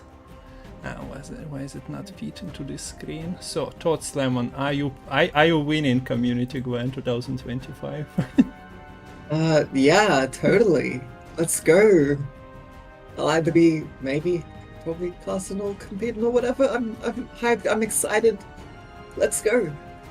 Yeah. Okay. For now, Gwent 2024 continues though, so this is final number 2. We don't know the bans yet. Thank you if you guys considered crowdfunding. I guess that's additional motivation and financial hope for Gwent as well, because Metal is funding it, but contributions from the community and actually your eyeballs as well, because if there was no viewership, that would have been a bit tragic to host the event for 5 players and 3 viewers. But now we have the second final to watch, and it's Nequist versus Archie. It's a lower bracket final. This is the 3rd ticket to the Challenger, and for that we need the deck lists of Nequist. Archies we saw recently, so I don't think we will be stopping. The match should be starting in a couple of minutes. So bringing out the decks, and we are looking at Nequist starting with Enslave 6. Of course, we seen them yesterday when he played against Dauren, but this is Henry and Slave, so assimilate with the support of Henry creates. What else? No funny things like abductions or cards of that sort. No false city as well. No Sandor either. Yeah. So yeah, you'd only run with the abduction, but yeah. So pretty standard assimilate, I'd say. Oh, actually, wait, no Brothans. Wait, just running Informant and Emissary just for the actual value they provide, I suppose. I guess, yeah, Brothans just unit limit. slots in for the Gendry slots in for the Brothans, allowing you still run in Lydia and a couple of 5Ps. Yes, there's still good creates, of course, for the Vigo, because he sets whatever you create to 1 power regardless. So yeah, pretty strong deck with quite good engine potential. The assimilate's getting a lot of payoff, particularly with that stuff on Skullen, and of course, you know, creating high power units from the opposing faction, opposing deck. It can be a good way to cheat those provisions. And that's the one kind of cheating you're allowed to do in this tournament. Yeah, and of course, Enslave 6 was the first deck. Moving on, it's Harmony, Guerrilla Tactics, and this one is with Pavko Gale and with Kiaran, so lock engine value provided by those two. but the core is the same still. Scenario, Saskia, Dana, Shiro, because of the Guerrilla Tactics leader, you can get quite a few lines available, and we pointed out yesterday the miner is here as well as a dwarf. Sometimes people are running berserkers, but that messes up Shiro occasionally. Sometimes people are messing with the 7 power dwarf, but yeah, the miner has his own advantages. So, and of course poison core as well against something like Tucson2's Hospitality. Having tall punishes might be good, and Shiro can be buffed to like 15 if you don't waste any leader charges and have scenario. So there are lines, would be interesting to see. And of course, Curse Scroll kinda alludes to playing it from the blue coin, but you can play it from red coin as well. Just you have water, like you have ability to develop threats immediately and lay claim for round 1, or you can just play it cheaply. Of course, Saskia as well. You can jump it from red coin, and your opponent will be in a big trouble. Next deck is Tatterwing, so we are due to see potentially a Tatterwing mirror. So yeah, these are the 2 players that did take Tatterwing to this qualifying tournament, and largely similar lists for both of them, aiming to play the double Lara Doran, say that 10 times quickly, aiming to capitalize on the Swarm, and then having big finishes with the Tatterwing and the Morphid, and a few control tools here or there, but probably not significant enough to deal with something as scary as Nice or Harmony. You can only deal with a couple of the engines that they put out.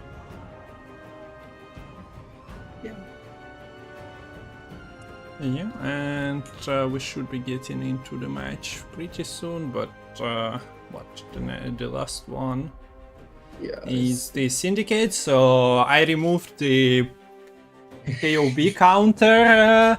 I just used it for the rerun information spreading about the start of today's day, but I can always return it if King of Beggars misbehaving. Yesterday it was only once, and it wasn't tragic as it was in round once, but yeah, it's the only Syndicate deck, right? The only Syndicate deck in the top 4, so nerfs, and substantial. Yeah, this is by far both these players' best remaining shot. If they lose here, they can have another shot next weekend, but then they need to win 3 series in a row, and that's a much taller ask than just winning this series here and now. Yeah. So best of luck to them both. In terms of bans, it is Archie with the Self-Wound banned, and Nequiz's Harmony is banned as well. So we won't be seeing any Skoya or Skellige in this series. It's going to be both plays with Tatterwing, different Nilfgaard lists, and then the Northern Realms for Archie and the Syndicate for Nequiz. Nequiz starting on the blue coin. Wonder what we'll see. It could maybe be, say, the Syndicate, I feel is decent here. Possibly the Nilfgaard. The Assimilate. Never mind, it's the monsters, so I was kind of really off the mark in that prediction. So Nequiz is Tatterwing starting us off here on the blue coin. Interestingly, running the Magical Lamp rather than Curse Scroll stratagem we saw for Archie earlier. And Archie's on the Toussaint Hospitality yet again, after having not that much success against Lyria with that list. I think, yeah, hoping to have a bit of a better time against Tatterwing, but we saw the same matchup in the first series, and it didn't go so well for the Nilfgaard, and considering Archie is going more all in on this plan of boosting up opponents' units, the Tatterwing deck just going super wide is likely going to feel even worse to play up against. Yeah. Let's see if there are some other lines to consider. In the first series it was Syndicate versus Nilfgaard, so Nequiz might be changing the script a little bit here with the Tatterwing Q. But yeah, I didn't look at that series too closely. But I think it was the opener, Syndicate versus the Susant, so definitely maybe look in the previous series and considering different Q. But let's yeah, go. you're correct. It was Toussaint first Syndicate there. And notably, the bands are the same as it was in the first series. Ah, okay, so the band script did not change, but the Q1 did. And Nequist is once again going from the blue coin. Okay. But also, guys, Community Gwent Masters 2025 are happening. Just don't forget that. Don't forget, it's always good to have at least another year and a half of great competitive tournaments coming our way. Huge shout out to Mattel for putting all this work and support behind the scenes. We wouldn't be here tonight if it weren't for Mattel. Yeah, Today, I we guess, would have but been most of you- somewhere under the breach, just living, barely surviving, but Metal made it all happen. I mean, playing cards, of course, not living as me and everyone. If you'd want to go and play Gwent without Metal, you'd have to do that to some shady places. But now we have a big stage, huge audience. Okay, so we have a create from Archie, but this is not really a competitive play. Like, it's not Forktail, so I don't know. Kind of feels weak, the Cursed Damsel. It's fine as a click and answer to the Hive Mind creates, the Stalker and Kikimor Warrior, of course. But buffing her to 14 a bit too much potentially as well, considering the fact that Hive Mind only has the Stalker at 3 power, and I'm not sure how much do we want to consume with it. Yeah, there was a line, choose a 3 boost on this hatchling instead, and then you would have done precisely 7 damage with the damsel and cleaned it nicely. Or killed a 7 power unit, which would have done the trick, but not done. And we see a Joust there killing off the Stalker. So yeah, I think those 20 Jousts are a bit too busy for you to stalk anyone properly. Just get swept away in the crowd. But this crew is looking to put together a bit of a stronger crowd, setting up this Lara Doran, and with such a huge board, looking pretty good for Nequiz with a casual 40-point lead now. Yeah. Not bad at 61 points. So a 20-point swing was available from Ivor, but that's not nearly enough to close the gap without committing another big card. And now there is a heat wave. There should be spores available if drone. There is an interactivity of Tatterwing. But at the same time, you still should be hesitant about the Beauclair new god. This is a bit different to what we saw last series, because correct me if I'm wrong, but I'm pretty sure Lyria ended up winning the round 1 in this matchup, and then Bleeding lost the last say, and it went a little bit downhill from there. But this time around, Lara Doran was convincing enough from Nequist to put a stop to round 1 contest from Archie. Problem is, these Night Raids aren't the best cards here at getting the swarm together, only playing for 3 bodies each. I do think you want to go for a bleed here. Or do you? I mean, you can gain access to the spores, which gives you 2 Tor Punishers. But yeah, I think taking the long round against Brooklay here is a little bit sketchy. Maybe even with a couple of resets, you are at risk. Okay, we do see full city committed immediately. For the offensive Joust. answering that last piece of the hive mind. So now all the cards Nequist is playing are thinking individually. The hive mind has been destroyed. Yes.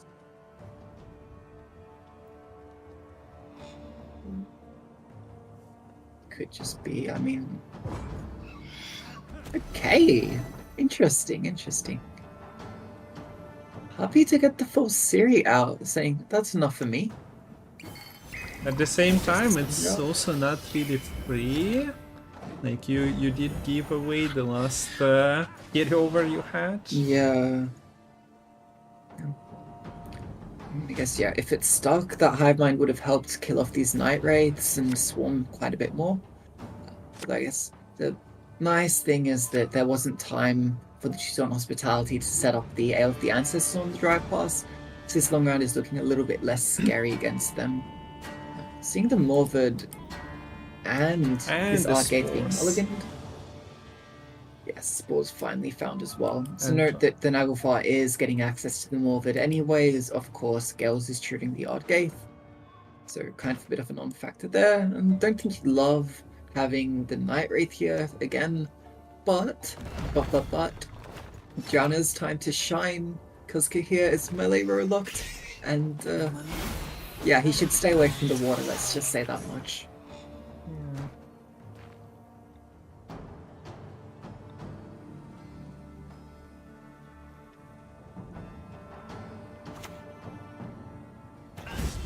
So Kahir, of course, once again coming with a couple of avoided bricks.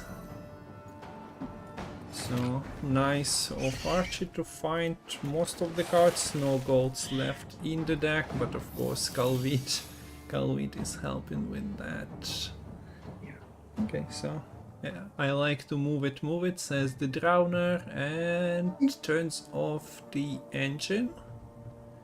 Kahir did play for an extra point or two, but this is the end of him being an influence here. The Purify doesn't really achieve much here, as the Assimilate value is also not being triggered. Yeah, I mean, certainly the By leader. leader, I believe, Yeah. which triggers, so yeah, only playing for one. But what do you mean? Getting rid of this infusion, it's so impactful here. Yeah. Okay, excuse me. So many points. Okay, extra swarm coming from the natural selection. I pledge it upon the helm.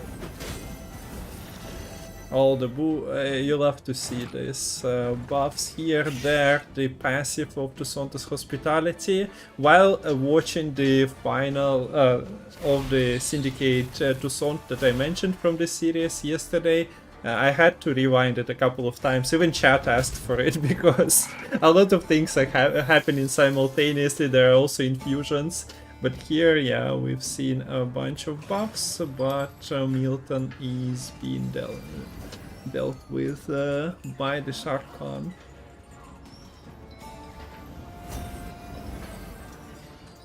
Okay, so the Drowner at 15. And he will not be stopped at that. Drowner goes to 25. Yeah. So already as big as the Tattlewing, so now there's no real sort of downside in playing the Tattlewing before you'd have a chance to go for the like to sort of shut down the Brickler. Oh, Self-spores and what? What is Leo? What is... yeah. It's what like what are the cards doing now? Yeah. Of But course, Claire yeah, you are 30 also- points behind. But Claire, yeah, not looking so hot either right now. There's, I guess you can. Ivar is also still swapping right now, so okay, you can get a 7 power unit to swap. Incredible value for what, 10p cards? Yeah. I think it's playing for 10 points here. Which 10 is, for 10 is a fair value. We don't want to Yeah. players to abuse stuff. it's balance. Never mind Tatooine playing as like 25 for 11. Yeah, And granted, it but sets everything else to 1 conditions, man. power, but Naivety is a fool's and look at this large Lara Doran coming out. And the points are equal, but but Beauclair and Leo Bonart value did not improve. Neither did the Heatwave value.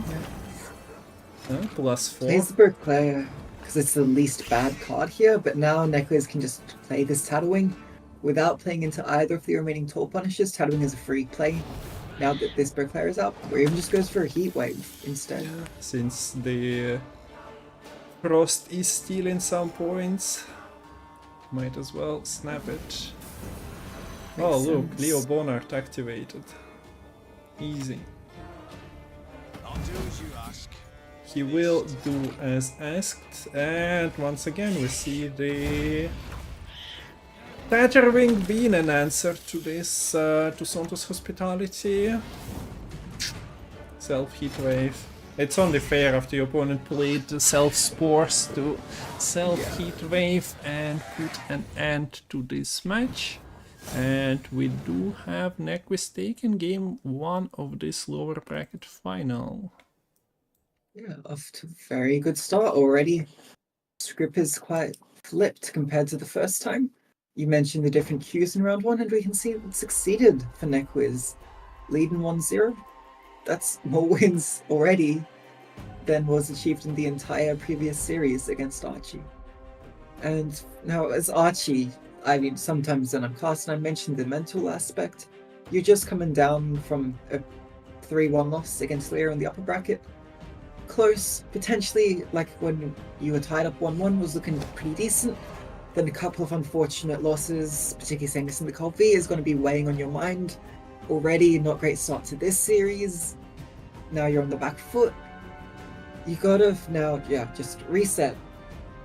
Focus on what you can queue next. You have your blue coin. This is where your Knights has a chance to shine. And you can get out of range of the Pirates Code pulling the strings. You can try and ensure the Assimilate doesn't have a great time copying your things. I think, considering you don't have that many super great high-end golds for them to copy, yeah, the Henry might not be having a super great time.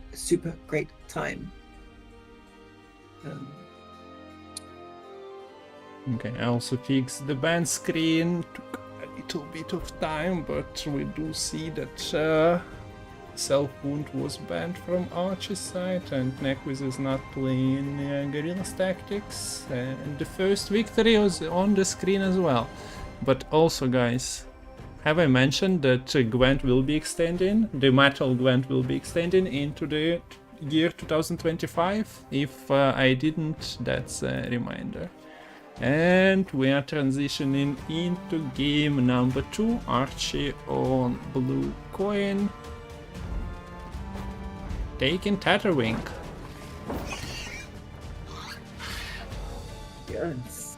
Against the Syndicate. I've been really off the mark with my predictions here. I was expecting just the standard Northern Realms.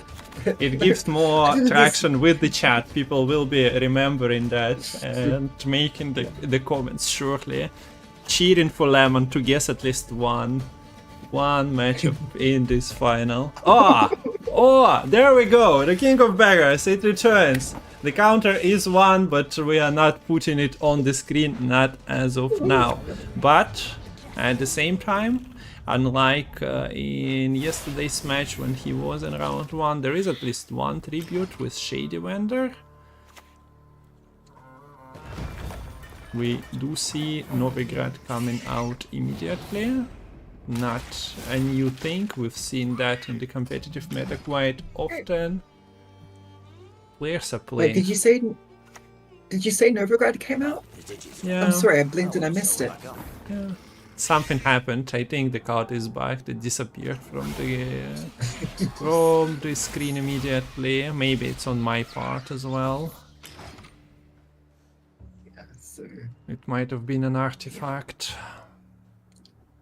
Yeah, very, very quick gameplay here. I think this is early Hive Mind. Only bringing up the Warrior. Warrior first this time, actually, compared to last in the previous game. But still vulnerable to pulling the strings with the double tag from Movement Maker, quite useful. And yeah, this is a syndicate card, so it doesn't even feel awkward on the side of Nequiz. Look, it's orange and red, so it's where it belongs. You can't even consume the Furco, just deny yourself attack for no reason. But it's a cut up, it's amazing, like. It's a free cut up on the board. Sure. So you could have stolen the other. We have a blind eye now, so the 5 is the yoink from pulling the strings.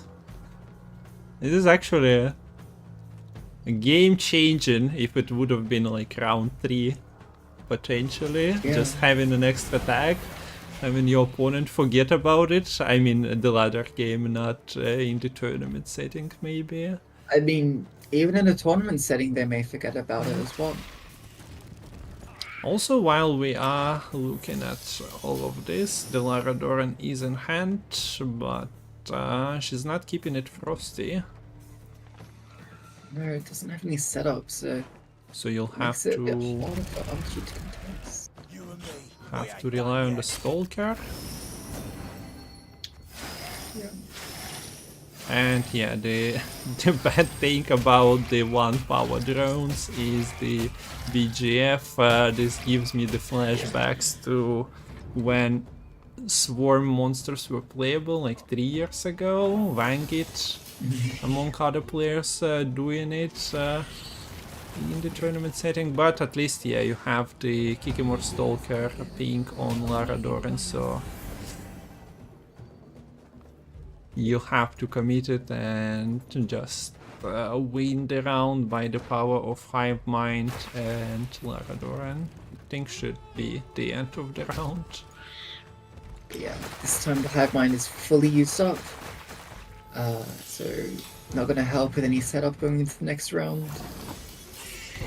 And relatively small commitment for Nequiz. I mean, okay, yes, you used the Novigrad, but you did also get the Heatwave out regardless there. Furco is just a tutor, especially with no Novigrading Justice. It's not as important when it comes to that setup. You do kind of need to draw some golds here as Syndicate though. Jacques is incoming. There we go. Jacques Sigiruvin will have with contesting round 2 if necessary. The poisons feel a little bit lackluster, so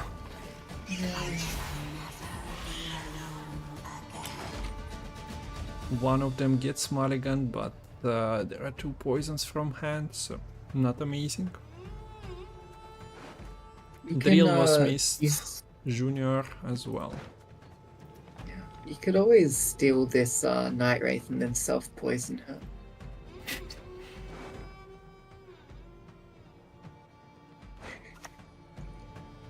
The beast should be born, and the blood of innocence shall flow. Yeah, forced to lead with the Jacques. Only in phase 2, means doesn't get the Salamander tag yet. Only Firesworn right now for Nequiz. There's already quite a bit of Swarm for Archie. I wonder if you just go for the BGF right now, do a similar play as we saw in the first round, just to force Lara Doran before something like Spontaneous Evolution could also be played.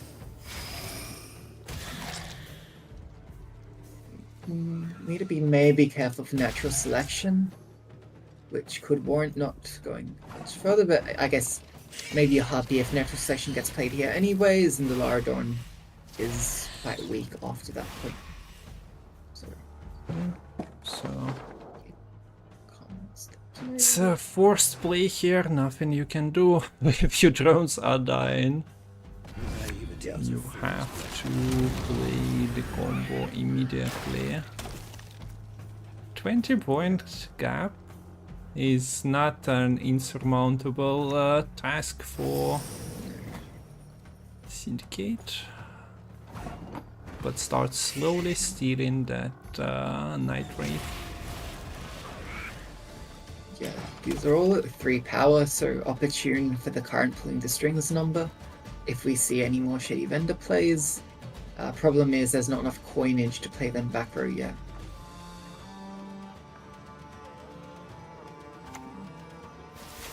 So that's why I see this Fisto.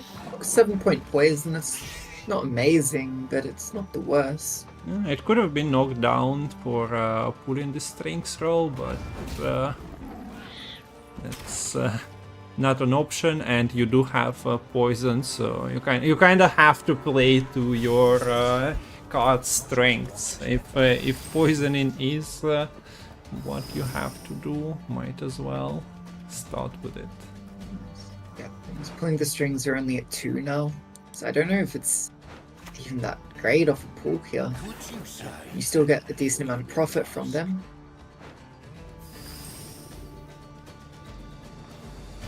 Yeah, so I mean, still 4 points on the C's, and then 4 profit. 8-point play. It's fine. It's nice gives you spending. points. You might be able to catch up. KOB is at 3. Poison is playing for 10, and with the spend you are getting ahead conveniently enough. Now you have to just beat more Potato Wink. Yeah. Do have Siggy remaining. Still have 3 charges on the King of Beggars. Also quite important, I'd say, having the King of Beggars to have the additional blind eye tag for your collusion. Also quite important not to take a mulligan into the King of Beggars. True that. Mutant Makers is Ah, also important chat. here, giving the 5 salamander. We see that Neckwith is like, nope. No, I don't want to deal with that. Transformation robs them of speech. Okay, so Frost. Bit scary, but I think Little Bird here will be able to protect quite nicely. What's the coin situation even- after that? Okay, spends nonetheless, so that's Blind Eye, Firesworn Salamander, Tight Cloak, 4 coins, so available back row Shady Vendor, but you also have Siggy. And at the moment you also don't have a cut up. Is it the only one? The junior? Yeah. This card on the Naglfar's crew, Archie opting to play on interactive to not give any pulling the strings value. There's actually no more main deck pulling the strings remaining, only possible as a roll from the Shady Vendor. I wonder what we see. Yeah, you can go for the Siggy before the collusion even. This will bring the King of Beggars out. May need to spend to stop it dying if it goes front row like so. Not really ideal. This could actually be a Spores just to get rid of the blind eye tag even. The blind tag is available on the Little Bird as well, so it's not Good point. influential. Yeah. So yeah, Siggy should be playing the Cut Up and the Tunnel Drill, both guaranteed. The fact that there's actually a unit now means that the horse and excess damage is going to be quite impactful. That's kind of annoying for Unlucky. actually discard previous card and now just Yeah. because of the spores being organic, giving the cut up. Coins for 3. Looking very good for Neckwiz. Some great Little Bird spending. Also Collusion damage is is not final wasted play. from the Yeah. collusion.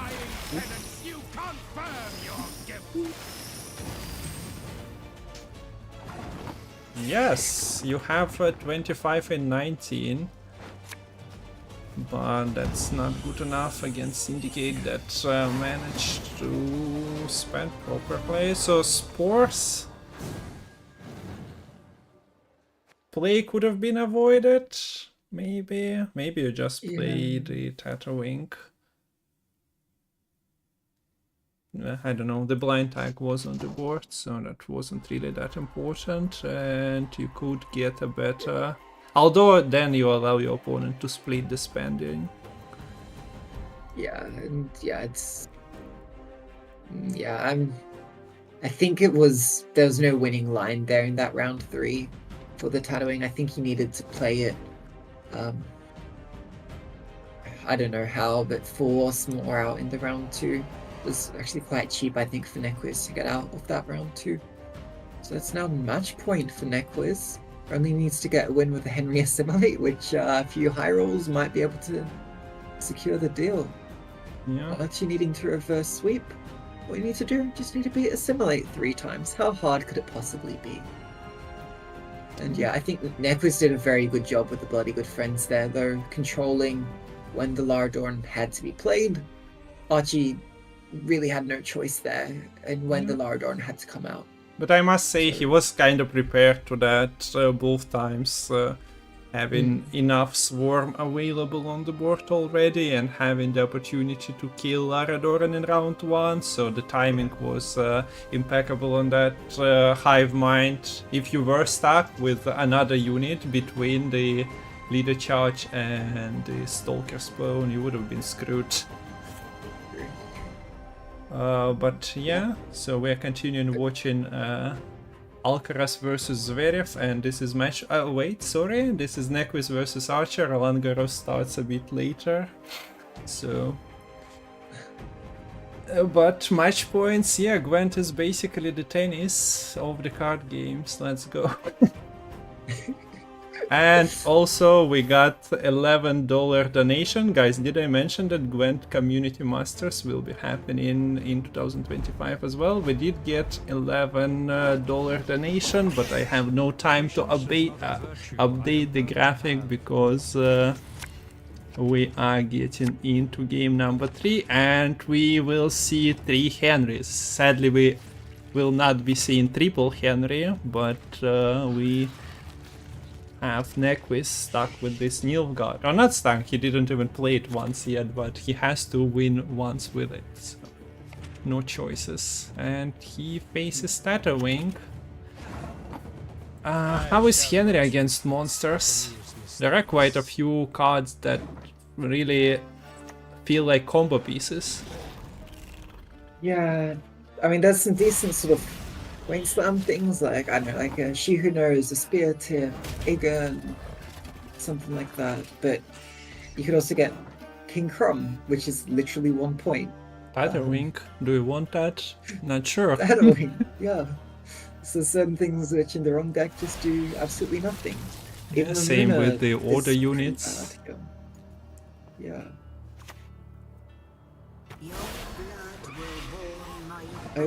I don't think it's going to be easy for Nequiz to get out of this without losing uneven either. I mean, how is Archer doing the 12 points here? Well, if you get a spawn for like a 7 okay, point, yeah, the 7-point card isn't trick. coming. Yeah. I forgot that that's the preferable choice nowadays.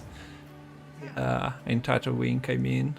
When it was played in triple either, those cards I think were saved for the later, and people actually wanted a Stalker developed early, but in the Tatterwing case, it's quite often we see that Hatchling and the Worker are the 2 choices on the first positions. At least the way Archie plays it, and I also think Nequiz was taking similar lines.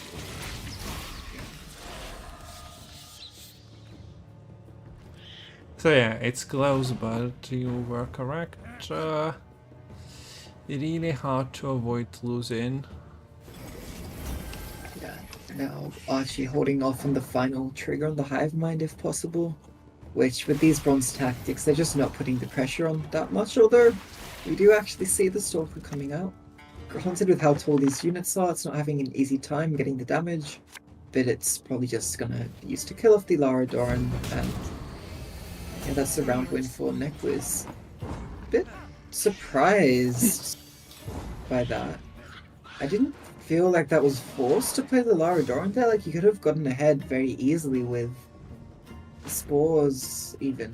Spores might have even just been enough, and I would expect Laradoran to be worth more having her at 1 power for the second round. But yeah, Yeah. that did not feel necessary at that point in the game. Unless, like, is there a reason that Archie really wanted the round to win at that turn? And not Maybe for he it to go didn't on feel maybe like longer? he'll get Larador. Like, if he is forced to continue playing, and there is no Frost, and your Stalker is dying, maybe then you're just not capitalizing on this form. But I'm Okay. not certain. I guess, yeah, both organics would have spawned the Stalker anyways. Yeah, if the Stalker died, no trigger. Okay, that makes sense then. Well thought out. So, starting to swarm again in the round 2, Whisper's Tribute. Getting to the nest together, building up the Arrakis nest. Not sure what it's made out of. Birds build their nest out of twigs and stuff. Don't think I want to know what the Arrakis nest is made of. Here comes the Rune Mage. Going for Northern Realms, maybe hoping for like a Trebuchet or Arbalist, Reinforced but Ballista. not enough order units would have been clutch, but he also dies It dies immediately. anyways. Here's the Henry. Nilfgaard spawns. I Kingslayer? mean, you can just give Kingslayer at this point with Highmind gone. It's not particularly helpful. Bratans also, I guess. Kingslayer might. Yeah. Tugo. Oh, there we go. Tugo is available, but Kram and also Yaga as the point slam cards. No real Death Wish, but well, Dagon would have been nice if you could reach it. Yeah. You could have done like a self-Vilgefortz, perhaps. Here comes the Tugo. 1 point per turn, Tugo. Let's go. And yeah, naturally, Archie really doesn't want to play the Brathans here. Not only because it doesn't play for much, but also it's really good for Nequiz to give Spying to. Or even just Leader and instantly play the Taurus in the same turn. We do see this is goals for the... Yeah, you still need the 6 damage on, like 5 whatever damage on Laradora. So... Yeah.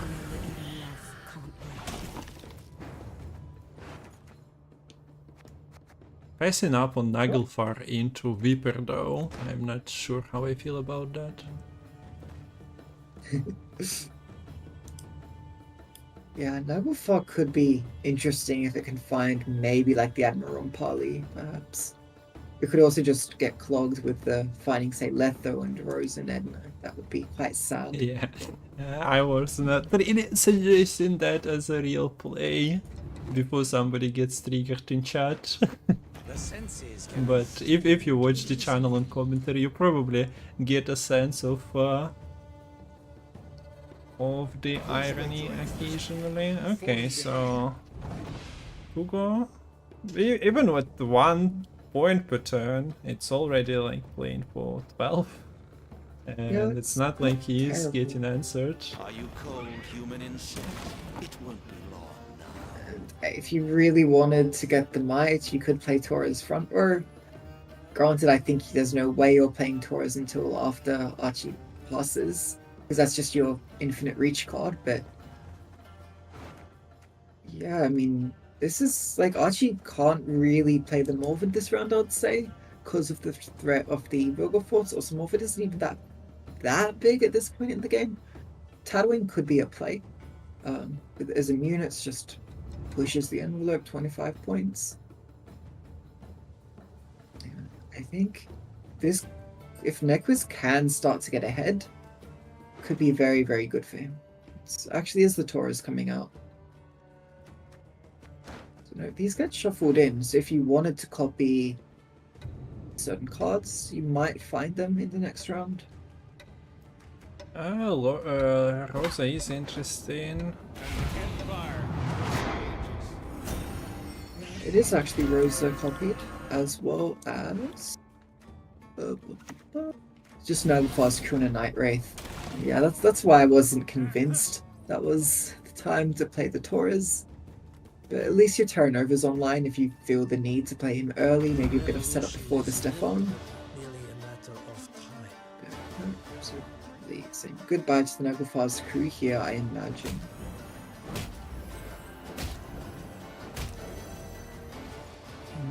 Okay, Yes, it's growing and you need to leader. Because of the thing I cannot see its 3 power Whispers tribute, but yeah, the Shelmar skin is a little bit too much. Not even Bratens is probably smart against the deck that is running Terra Nova and the Spines as well. Okay, so we are doing it this way. bit surprised. Yeah, the Vilgefortz. I'm surprised. I have a feeling Necros maybe could have just saved that for the last, say, in the next round. He did lose on even. Oh, okay, never mind. Yeah. Good point. It's not even that late. It's not even 10:30. I can't complain. Nobody's complaining. We do make mistakes while casting it occasionally, but who cares? It's fine. Yeah. It's Yeah, all we about just the tell- vibe. I guess you just turn over now, frankly. Can you do anything fun with playing the Rosa, like killing something? He didn't get any. You could do like kill girls and then play. No, he doesn't have devotion, so no, you can't play the Nagelfar's crew. So Night Wraith.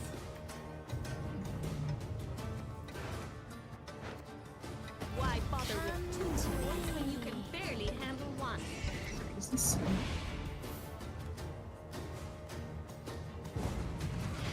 Someone's just giving himself a better leader, but that's not really good if you're not stealing it as well. Yeah. Now this just looks very good for Archie, having the probably 19-point Morford now with last say. Oi, mate, you have to click Rosa and no. What the hell?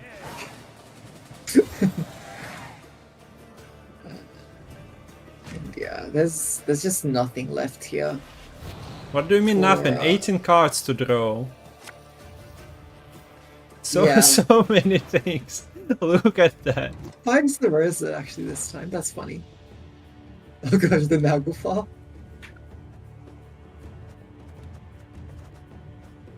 Oh, that could be funny. I mean, not like it's much worse than other things in your deck. No. But yeah, seems to be scripted as a win for Archie here. I mean, these draws are really not great for Archie. Probably just go uninteractive with the odd Gaith. Discard Spores, discard Nagelfar, and last say Morvid, I imagine. Yeah. Although Rose is actually yeah, catchy no. because it gives a leader. Yes. I guess Not you could wild much. up Hound instead. Yeah, should have a Hound over the apprentice, a Witch apprentice, as you cannot really restart it. I'll explain. Okay, but that's basically not even beating Morwood, and there is still a couple of cards. Your growth gains from the Hound are not doing much. Remedying to MS3 and replaying with Rosa is nice at least. Yeah. Problem is it does play into the spores a little bit. Nagelfar could be... do you take it? Okay, just goes Morford, okay, sure.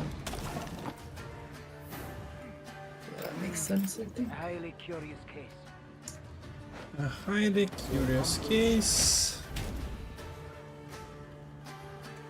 Nah, with the frost damage, with the reset, Yeah, it's not yeah, but not It really was cute. winnable.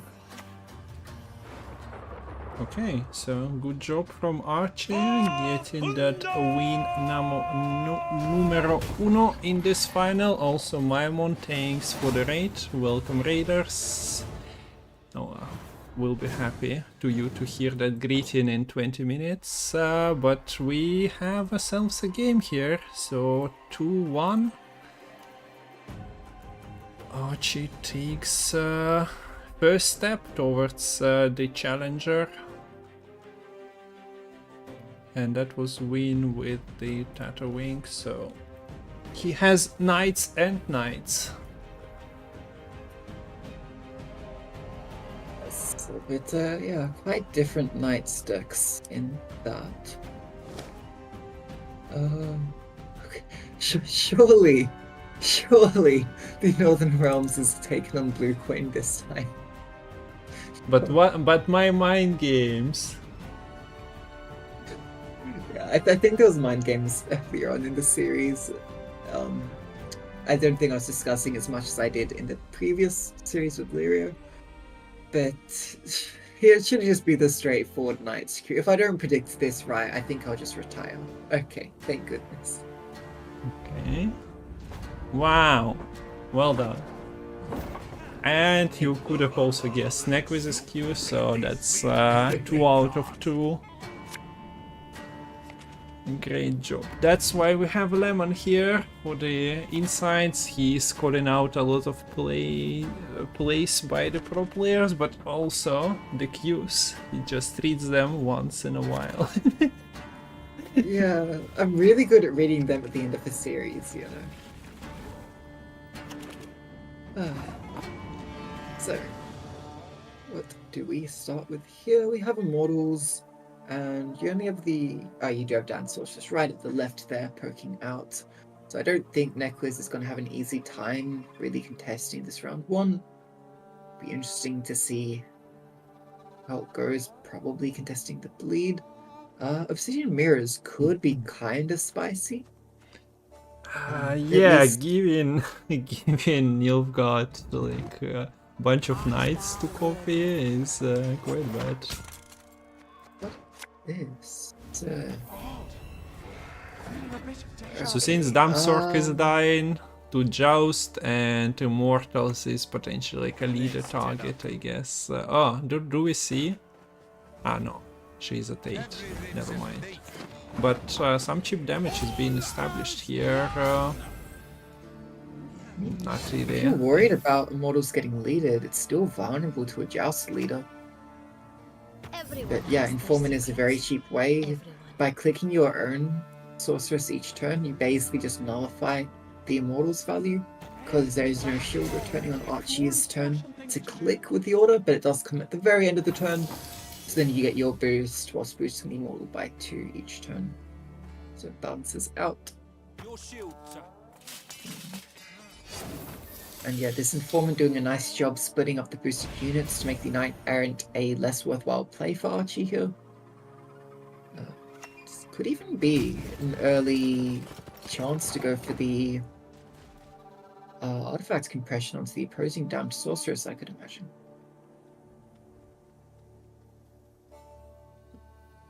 Gentlemen, mount up. Okay, so TA is actually used to get the grace on that Bronze Knight. I forgive you. This time. Points are being printed still by the Knight player without the engine value contributing too much. I think, yeah, Archie did a good job at drawing and mulliganing, avoiding the Obsidian Mirror plays from Nequist here. And yeah, if you just start playing with the Knights and Squires, you might be in trouble. But here we've seen that, yeah, the Damsork was on the board, but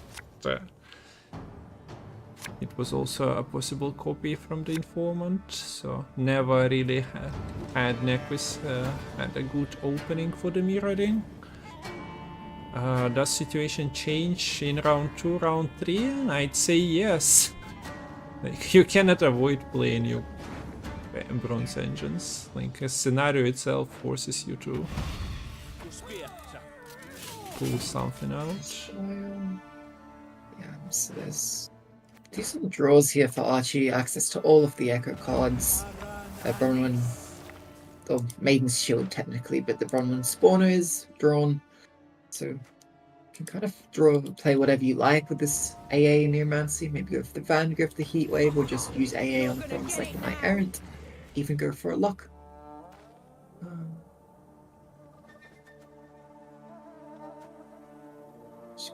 Yeah.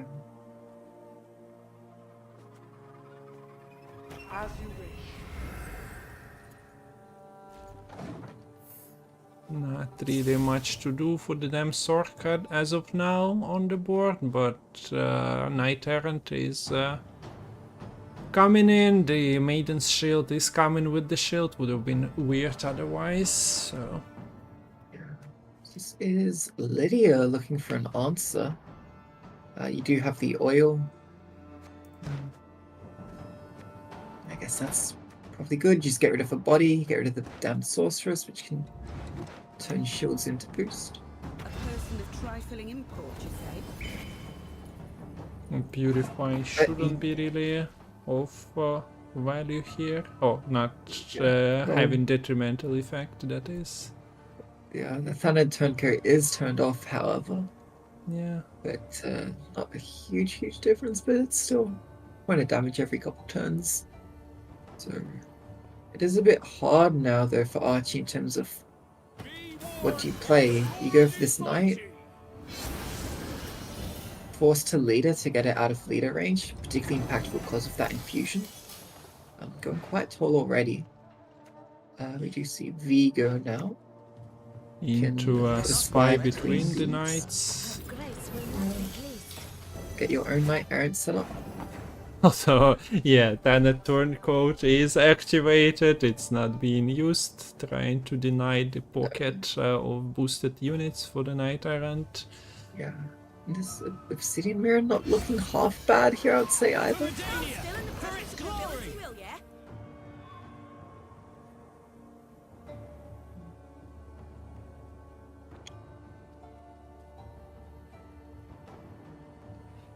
Yeah, I would not be surprised if we have to see like Stefan leader commitment here from their quiz to catch up. And then yeah, I'm not convinced how this is Henry Assimilate is actually able to win a short round. Looking forward to the round 3 because you need to commit a significant amount here. Although yes, the kill on this Maiden's Shield does look up the Bronwyn and the Bold. Ooh, another Knight Errant. Hello. Yes, scenario is on the board, but we do see a leader charge committed. Still. That's also not getting, yeah, it's not getting Nequis ahead. Yeah, sort of tied and points in that regard.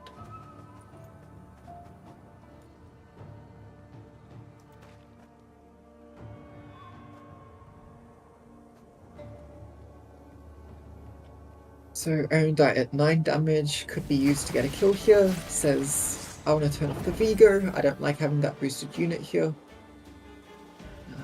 Do you just go for the Obsidian Mirror now? Like, it is kind of good engine-wise, no?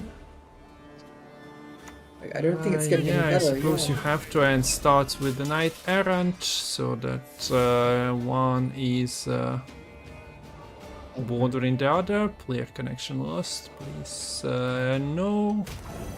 Note the very nice ordering in which the spawns went through here. By going for the Errant, then the Informant, then the Squire. The Informant blocks the Knight Errant from the damaged Squire spawn, and because the Informant's only one power, it doesn't count as damaged. The middle Knight Errant is boosting, sorry, the right Knight Errant, but the middle one is kind of neutralized with a adjacent boosted and damaged unit, unfortunately. Taurus could come in to at least there fix was that potentially. at least there was one armor, so for now it's not too damaging. But yeah, it kind of becomes awkward for Archer. But I guess there is enough targets from the AA. No, not enough, but 2. I'm Okay, so surprised by that long. I guess artifact compression is going on to the tallest knight errant and then sort of saying the other 2 on as scary. So yeah, here's the Henry, kind of forced, I think, because it's getting a bit long. Bit awkward as far as positioning goes. No, it's fine. Oops. Interesting draws. Philippa's not bad, I guess. Yeah.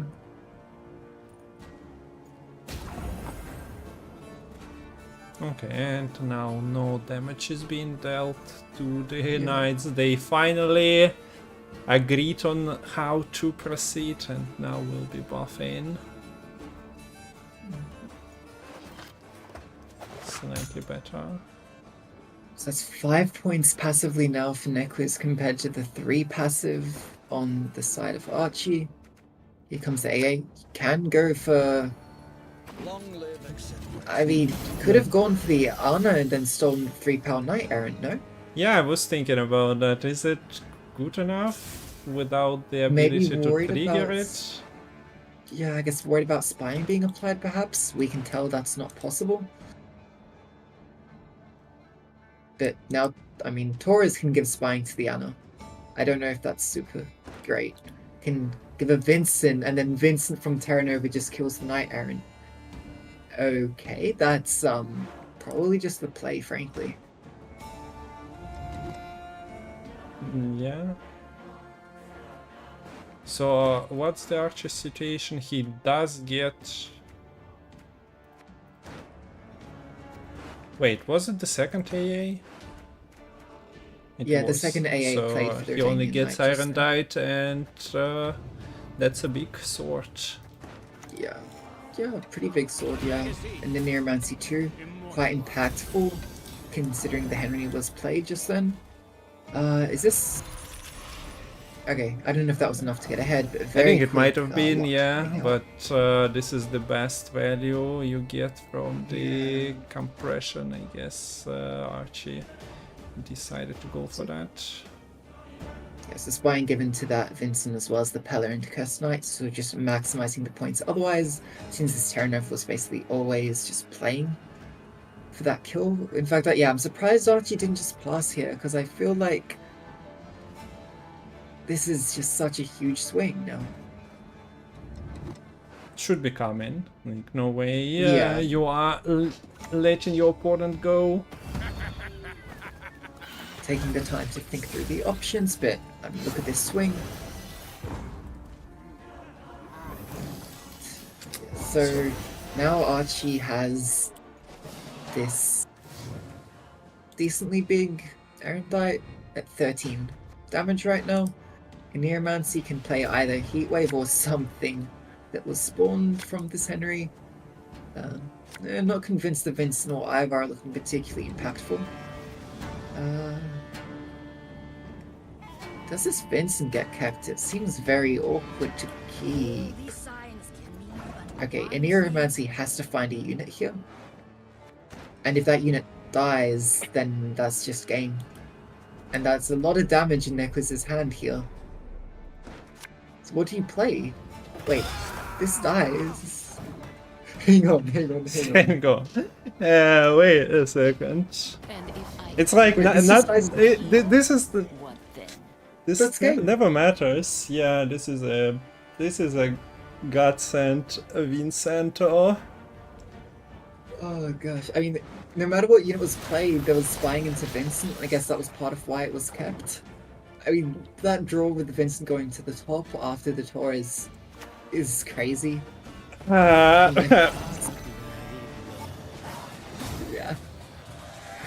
Oh my gosh. We just witnessed something. It was nasty, but this is Nilfgaard with Henry. We mentioned to you before that it gets spicy, but yeah. I'm not sure Archie can tolerate this level of spiciness. And we have 3 or 4 players figured out for the Gwent Challenger, Community Gwent Challenger, coming at you July 13, but before that we'll have another set of qualifiers finding the fourth player. So that was very enjoyable, but not for Archie, like in this last game, I'm pretty certain. Yeah, that's commiserations to Archie. Played well, and some unfortunate draws from either Archie's side or good draws on their opponent's side. Different times meant that that was 2 3-1 losses in a row. We'll have a chance to try again next weekend, but yeah, it's gotta not be a fun experience. But yeah, huge congratulations though to Lirio and Nequiz getting their way to join Miamon with that challenger. Yeah, as you said, 3 spots worked out. Only So, grabs are we next week. awaiting Sanvanter as the fourth participant? Will it be the lineup of Gwent Open #1 of this year? If I'm I not would mis- not be surprised if you told me that would be the outcome. But there are some other good players Yeah. competing next weekend. There is Darren will be making a return. I believe Nick is not playing in either qualifier, is that right? Yeah, Nick forfeited his spot to Archer. Well, not for the next qualifier, it's someone else's spot, but Archer will be playing as well, as he was close enough. I think Pifich will be playing, Rus potentially, but yeah, I need to open to... Yeah. Fire Snail, I think Ugadai as well. I think is Big Cuckoo Xena Luha right now? I think maybe Catburger, let's play I don't think Cat he out. has any Elephant. crown points though. Iluha is not really competing for the ladder spots too much, but I'm not Actually, sure. I think I counted 1 too far down. Yeah. So yeah, it should be, if I count this correctly, Darren, Archie, Paj's homeboy, obvious Fire Snail Clowns, Ah, yeah. Sanvanta, Fire Snail 636, Bruce, Kalink, / Ugadai. I believe there's a tie. potentially Kalink for is 8. out. Okay, so then that should just be Ugadai. Yeah. And Pious homeboy is of course Kerperton, and I think he mentioned that he wants to play, so it would be fun to see him competing as well. He got here into top 8 qualifier by just winning 2 seasons, so you don't have to grind every month if you are good enough to win the seasons. You have to win 2, and that was enough for a place in top 8 qualifier. Top 11. I think it's properly to call it top 11, as 3 players are just taken Yeah, off the list. So, yeah. If hope- Nick is not playing, then it's more like top 12 then. Yeah. So hope you guys enjoyed the action. That was a fun weekend of Gwent, and if I'm not mistaken, Chinese mid-season tournament is happening today as well. Maybe I'm mistaken. Maybe the qualies were yesterday, but final part is later. But yeah. Once again, we have the schedules clash because Gwent is just so unpopular with the players that let me remind you that Gwent Community Masters 2025 brought to you by Metal in plans, barring any actions from CDPR and CDPR servers, but we are happy to announce that. Thank you, Metal. Spam Metal Gwent in chat. I sense a lag. Sometimes you guys do it, but sometimes you need a reminder. And also thanks everyone who contributed. We did get $11 contribution today to the crowd fund of the challenger, so $1,000 was locked in by Metal, but we also grown it to 234, and hopefully and plus 11, so it's 245 by now. Great job supporting the community events, guys. So that would be it from us today. There will be a rerun, but not today, during the week. If you want to see the entire Challenger Top 4 qualification, you can also just watch VODs on YouTube. And yeah, we're waiting for you next weekend on Salty's channel, on my channel, maybe Rama. I'm not sure how the scheduling will be exactly, but I think it was Salty's stream, right, that you will be joining. Most likely, haven't confirmed, Yeah. but I'm Yeah. usually more coerced. But yeah, just follow the Discord notifications, so be here at like 3 p.m. CST on the weekend. The Gwent category, while the tournaments are happening, let's be honest, the Twitch category is not overpopulated by the streamers nowadays, so you can probably figure out where the tournament is. So we'll leave that to you. I'll show the screens of the... Well, this is done I'm even today. just looking currently at the Gwent category. It's your stream and then Necrotal and Mystical both restreaming the Yeah. qualies as the 3 biggest right now. So yeah, you definitely can't miss it if you're tuning in at this time. But yeah, as I mentioned, 15-16 is... this will be a single elimination tournament. Today we had double elim because, well, it's the top of the top, so to say. They get a better chance of qualifying. Next one will be the top 11, so they'll have... this will be basically a Gwent Open structure there. And the Challenger itself is on July 13. Information about Challenger I won't be showing it once more, you can find it on Discord. So I think we have all the bases covered. Like, Community Gwent 2024 is not going anywhere. We did get the sequel announced in a year, but yeah, I guess this is kinda roadmap I can show to you. So the current season, people are asking, so it's important to reiterate, is not giving anyone crown points and also not qualifying you to the open qualifiers. Next season is competitive once again. We will have Challenger, and based on the results of July, we'll have August qualifiers. So this season you can still play memes, next season you can just play memes and qualify to top 32 and top 8. There you go. And of course all of this Challenger stuff is nice because we'll have a big tournament, and also it influences the lineup for the grand finals in December. That's gonna be great as well, but it's like half a year away, so Yeah, it's a still long great time for from the now. Anything else? Anything to add? Of course, Lemon streams, so join those. He's joining joining myself mostly on the cast, but he streams himself occasionally when not solving the greatest math problems put in front of the humanity. Yeah, sometimes I'm lucky I'm going away for 2 weeks for winter school for maths, but that doesn't intersect any casting, so timing is great in that regards. But yeah, I guess just to finish on my part, I just want to thank Matol again. It's an absolute joy to be casting these great Gwent matches, and they wouldn't be on if it wasn't for Matol. And yeah, Matol does a very great job at making sure everything is running as smooth as possible. Yeah. So, well, thank your contribution. Although today you didn't stay past midnight too much. Did you even No, reach midnight? No, it's only 10:51. So Okay, so we I didn't can even thanks, keep you up for too long. Next weekend will be a sacrifice on Lemon's part because it will be starting 3 hours later. So hopefully you'll survive. Or maybe, yeah. On the other hand, if we'll make Salty wake up at 4 AM to cast, it will be also not really beneficial. But yeah, I'm in a better position between you two, so nice sandwich between the salt and the lemon. There we go. So thanks for joining, and see you around. thank you as well. See you all. Bye bye.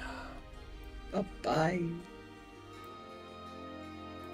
Okay guys, so that was a nice run. Hope you enjoyed the final, the crowdfunding, the plans we talked about. I mentioned no rerun, but maybe I'll put it. It's not a big deal, I already have it. So we'll start from yesterday's games, starting with Archer versus Nequist. I would definitely recommend checking out the game number 1, as it was the spicy engine Syndicate versus Toussaint. And then I'll work today's vote into that rerun, so you can watch it, but if you want to watch at your own pace, just join YouTube and watch from there. You can fast forward, skip, and rewatch whatever you wish. So that would be it for the live portion. Metal Gwent forever. And just spam Metal Gwent every time you can in any Twitch chat that has the emote. It's the most beautiful Paps creation ever. So, that's it for today. That's a wrap. Спасибо, что смотрели. На сегодня все. Спасибо, кто донатит на турниры Матола. Ссылочки были. Каст на английском, но я так вижу, что ребродкастеры имеются, так что, надеюсь, насладились турниром. Сейчас будет повтор. Сначала вчерашних матчей и потом сегодняшний. Если пропустили, можете посмотреть. На следующих выходных еще квалы. Даурен и Арчи должны будут участвовать, если хотят, после неудачи в топ-4. Так что, может, там получится. И будет еще 6 игроков. Пифыч. Лемон перечислил, но да, я сейчас всех не воспроизведу. Пифыч будет, Фарснейл, Рус, скорее всего. Так что смотрите, подписывайтесь, заходите на YouTube. Thank you, and we'll go to rerun when I'm ready to do that.